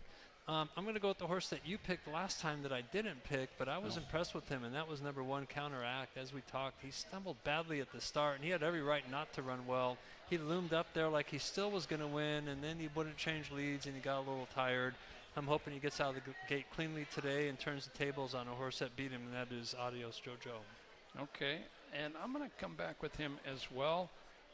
Again, you know, we talked about his trip and his race on May 2nd. Just really gave up some ground early to his foes and made a long move. And his season last year, outstanding, 3 for 7 up at Hastings, and all his wins were in sprint. So John and I on the 1, Counteract. I went 1, 7, 6.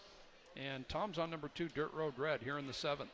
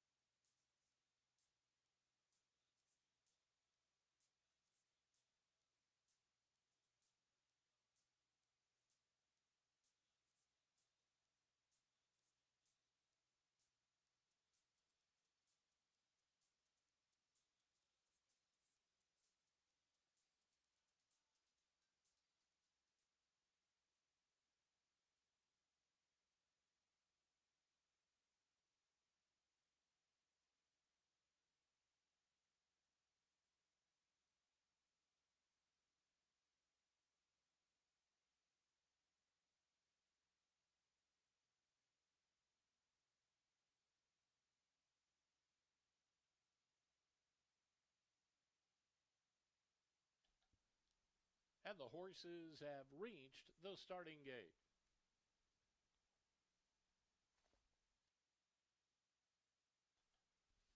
Counteract, first one to go in, alongside Dirt Road Red. Golden River. Now comes Dynamic Secret. Fantastic Day. Adios Jojo, one from the outside. Bilotti, the gray, last one.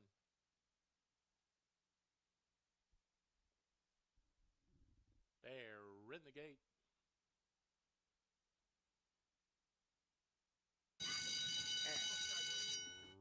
Runners away. Good start for Adios Jojo from the outside. Flew off the mark. One from the inside. Golden River's in the early chase with Dirt Road Red tucked away third at the rail. Next comes Dynamic Secret to counteract 5 off the leader. Span of 3 more back to Bilotti. There's a gap of 4 or 5 to Fantastic Day as they continue their run for the far turn. First quarter, a quick 21.81 as they take it into the turn, and Adios Jojo bounds along and leads it by 2. Up from the outside, Golden River still in the hunt. Tucked away is Counteract at the inside. From between horses, Dirt Road Red 2 off the beat as they reach the top of the lane. They round the turn and run for home. Adios Jojo trying to shake loose with just over a furlong to go. From the outside, Dirt Road Red, Golden River chasing as well. And a late surge from Bilotti. Bilotti's come from out of the clouds. 50 yards for home. Here comes Bilotti on the attack. Bilotti up to win it by a half. Adios Jojo was second. Dirt Road Red followed to Golden River. Counteract third last. Dynamic Secret. Then back to Fantastic Day. Running time was a fast minute 8 and 42 100ths.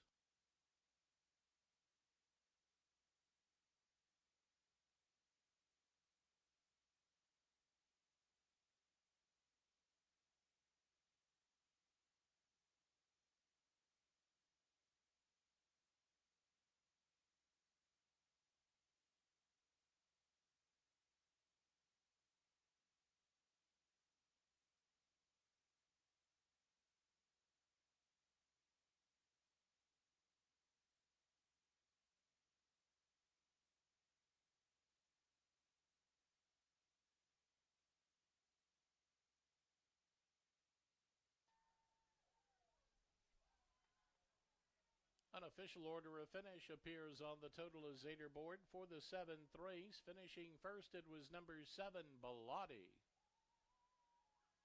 Second was number 6, Adios Jojo. Third came number 2, Dirt Road Red. And fourth, number 3, Golden River. Running time of the race, a minute 8 and 42 100ths. 7th race today was the Elysian Brewing Purse.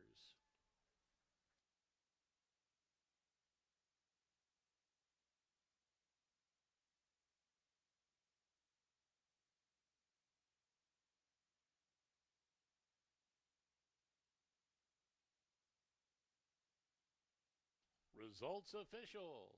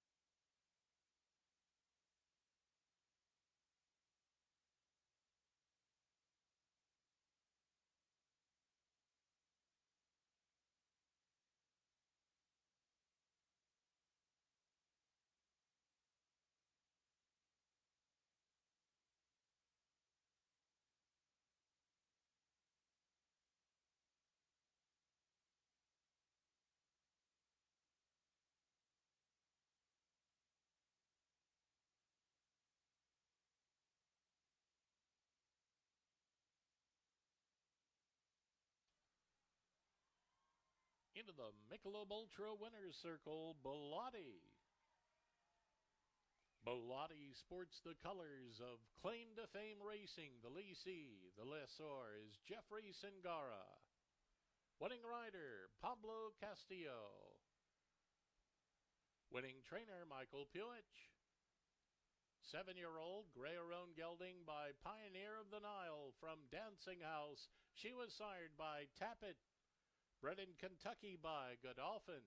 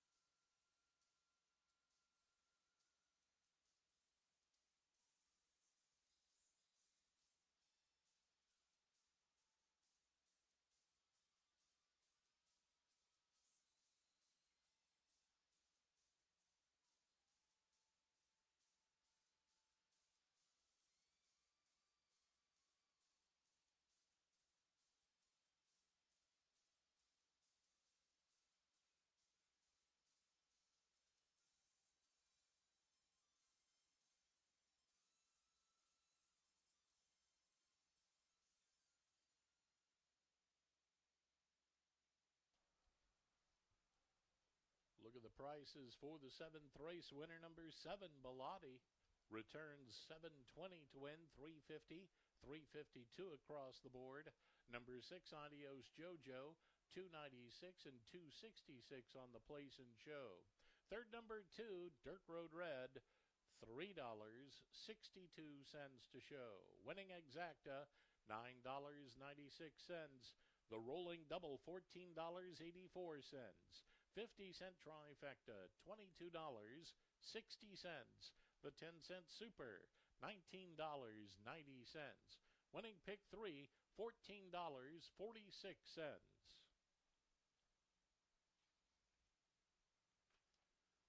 Coming up, the 8th and final race today, it's the Copiers Northwest Purse at 6 1/2 furlongs. Number 5, Can't Deal With It, a change of rider. Maker jockey Adrian Castellanos. Adrian Castellanos to ride number 5, Can't Deal With It. Post time for the 8th and final at 5:13, less than 19 minutes until post time.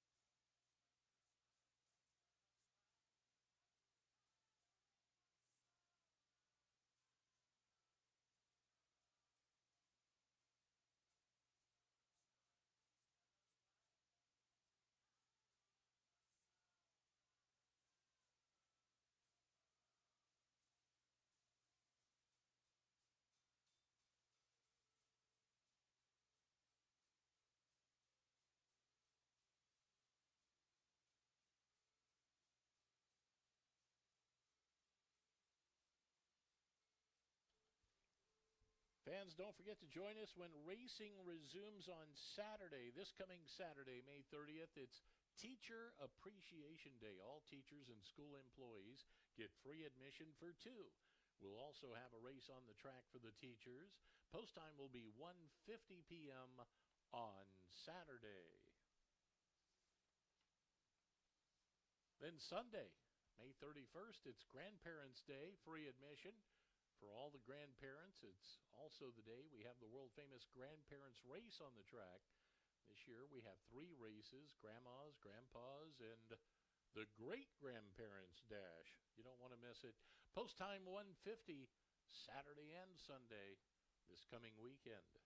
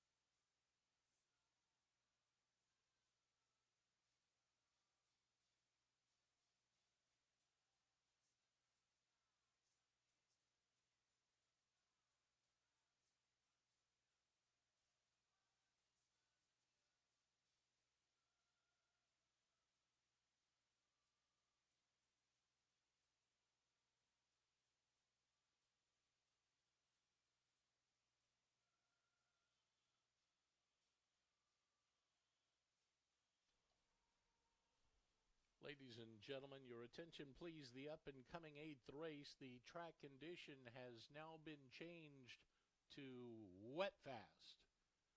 A wet fast track for the nightcap.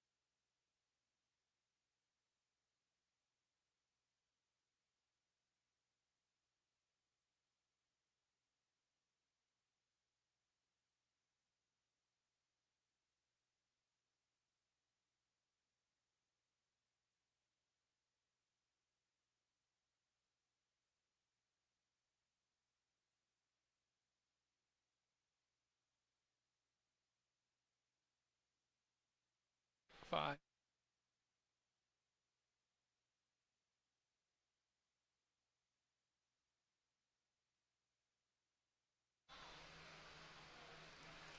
Eighth and final coming up here on Monday after an exciting finish there in race 7. Bellotti for Claim to Fame Racing. They get their first win in that new ownership group. Many of the Emerald Racing Club members from last year and years previous are in Claim to Fame Racing.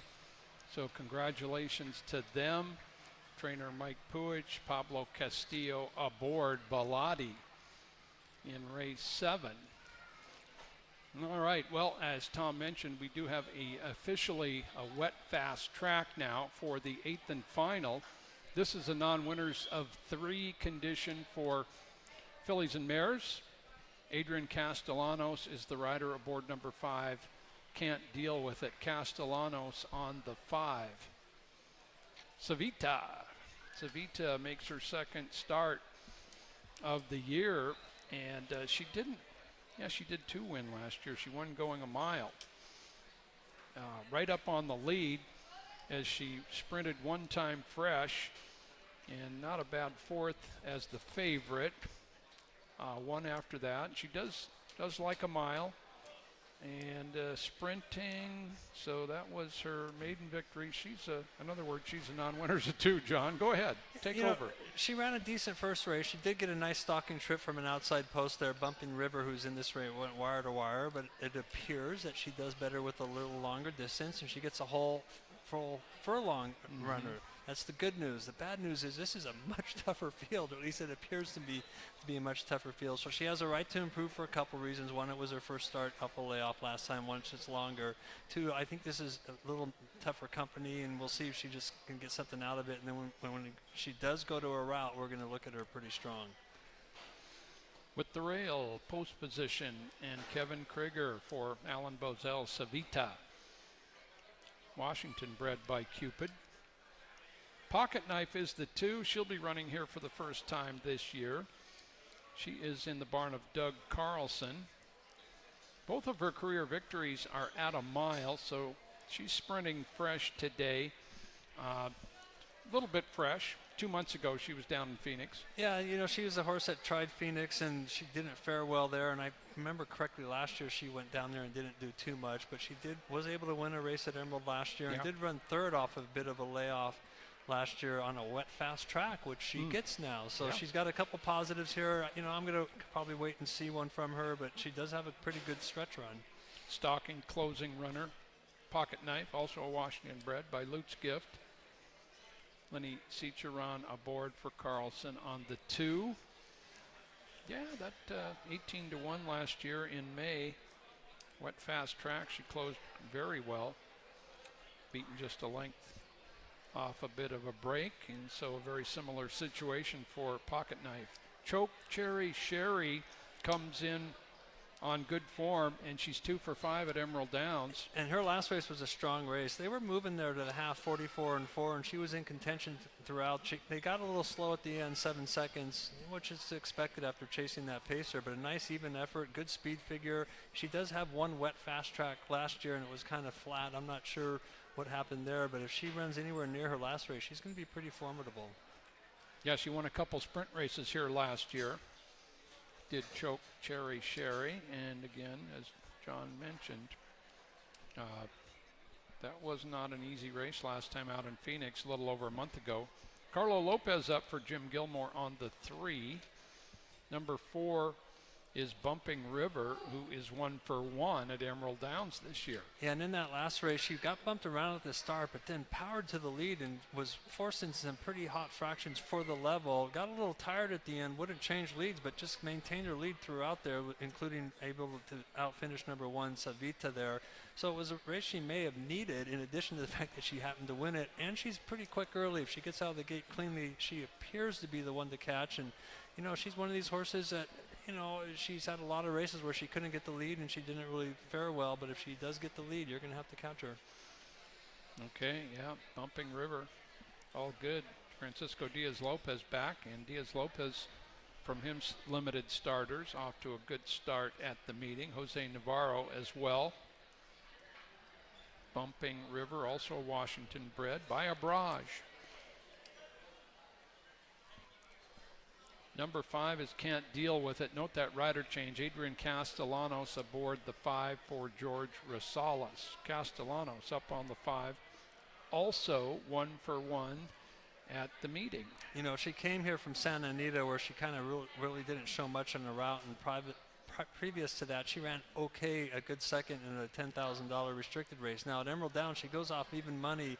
I don't know, she did not get a good trip, and she still got the job done. I had her braking slow. She was in tight quarters, had to steady on the back stretch between and behind horses. Then she went wide on the turn, even wider into the stretch there, and she won a very close photo of her social status, but those two were well clear of the rest of the field.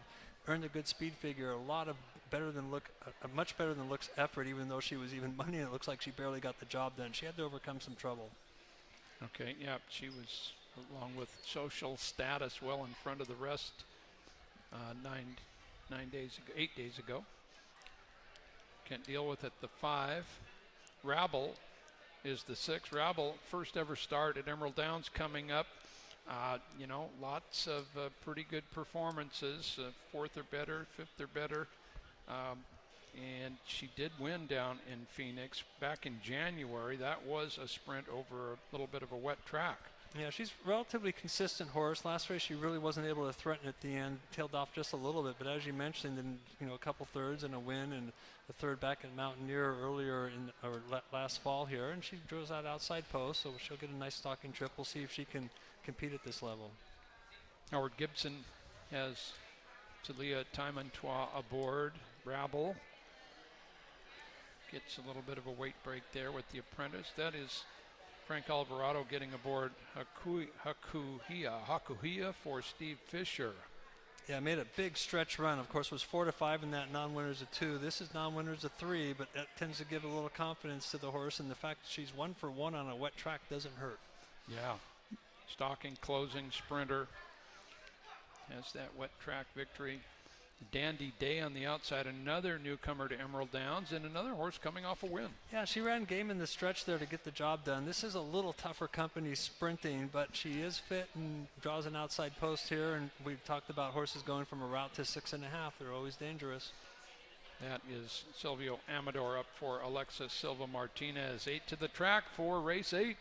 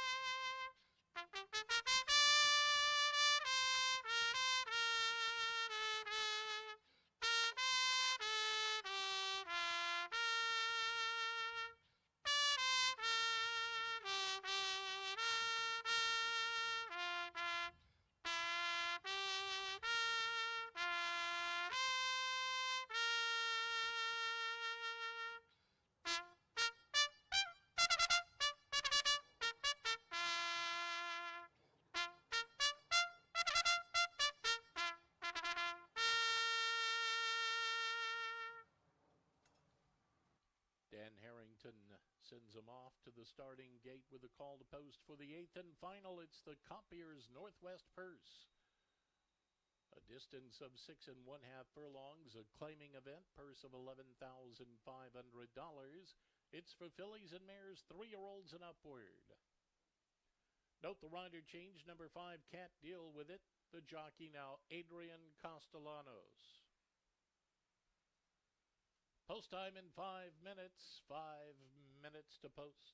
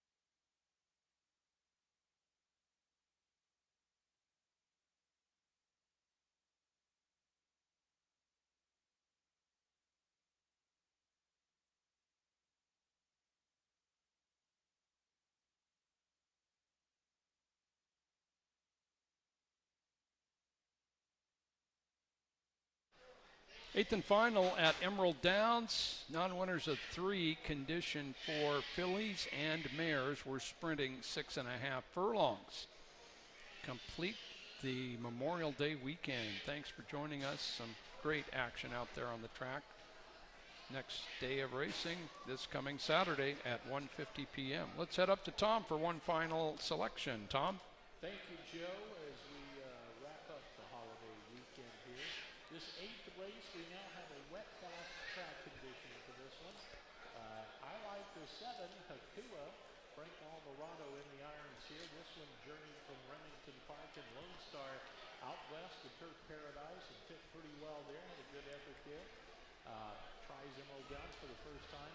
Kind of likes to amble from off the pace a bit. Hakua, number 7, my top pick here. I go 7, 3, and 5 in the nightcap. Okay, yeah, we've got some stretch runners in here, some newcomers to Emerald Downs. Gonna try and make an impact right away. There's a look at Can't Deal With It, who is coming off a victory here. John Lindley. Yeah, as I mentioned with Can't Deal With It, she was even money last time, and it looks like she barely won, but she overcame a lot of trouble in that race and still was able to get the job done. I'm going to go with the same 3 horses Tom picked, slightly different order, but you know, I was impressed with her last time, so we'll see if she can make it 2 straight. All right, and yeah, I've got 3-5 and 3-5-4 for me. On top is Choke Cherry Sherry, who comes in from Phoenix on solid racing, and again she's 2 for 5 at this track, so I'm going to say she can be tough from just off the pace. I'll go 3, John goes 5, Tom goes 7 here in the 8th.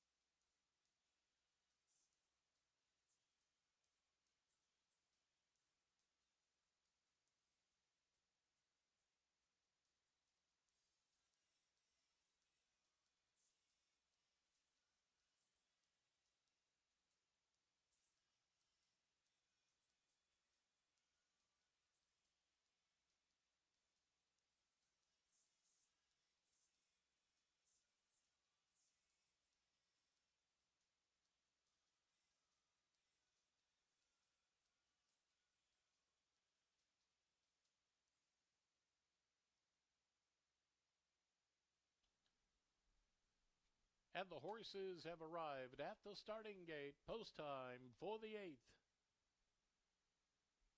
Field set to load for the 8th and final, the Compiers Northwest Purse.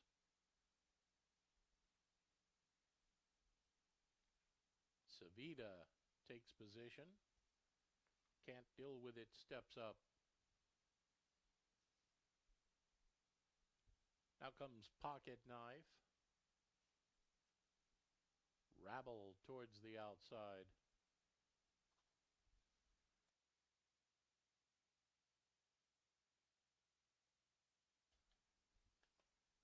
Chokecherry Sherry.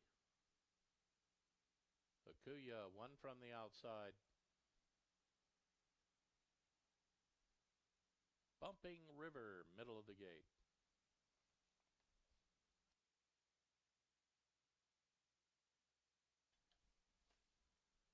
Dandy Day to get us underway. And we're all set.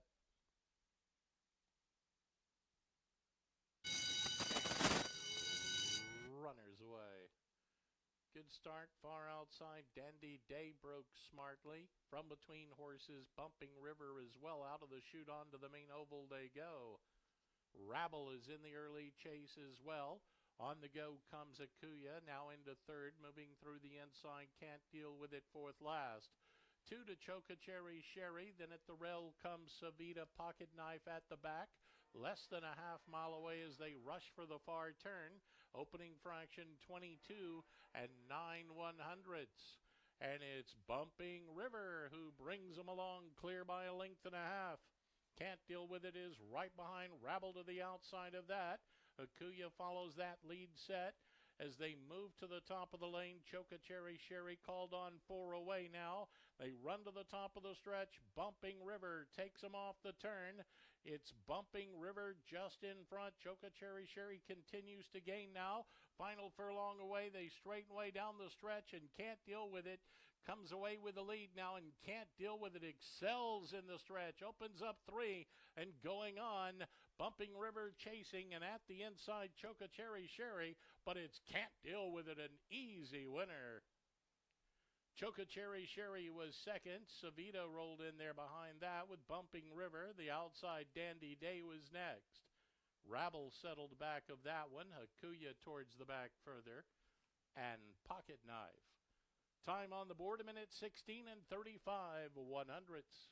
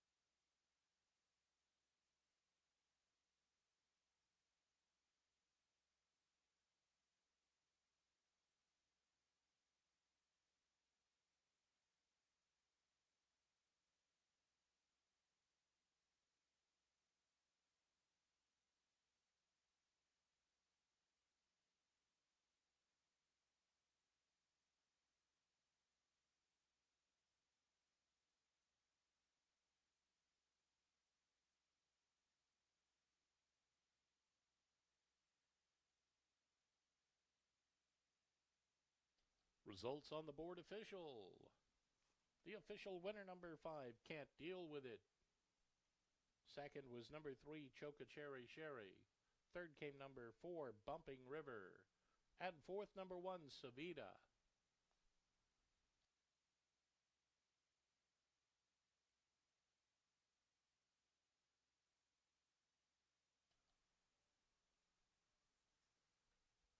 Running time of the race, 1:16 and 35/100ths. 8th and final race today, the Compiers Northwest Purse.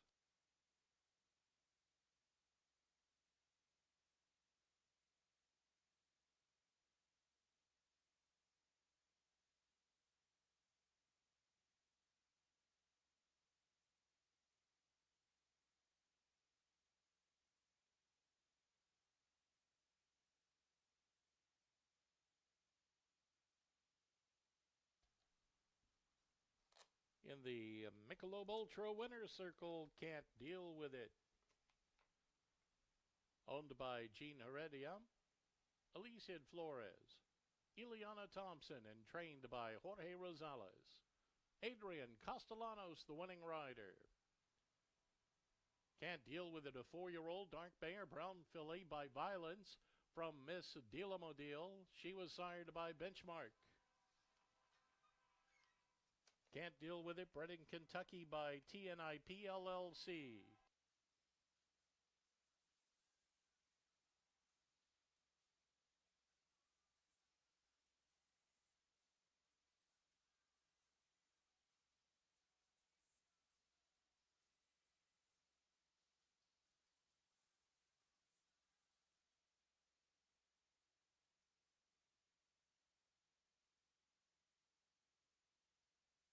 Here's a look at the prices for the 8th and final winner, number 5. Can't Deal With It. $316, $218, $224 across the board.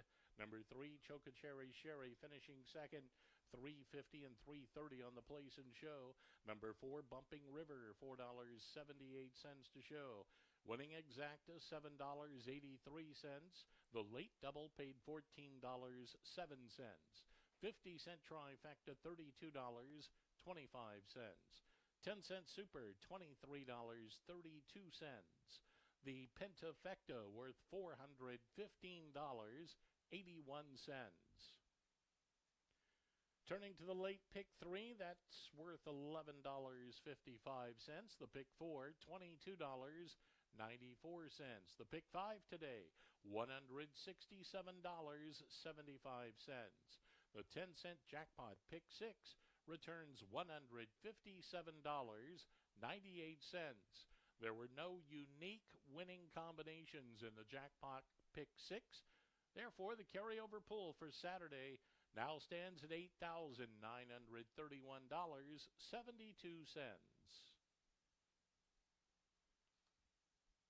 Race fans, that concludes our live race action today at Emerald Downs. Don't forget, racing continues on Saturday. Post time is 1:50. Join us right back here on Saturday. From all of us here, I'm your track announcer, Tom Harris, wishing you all a pleasant good night.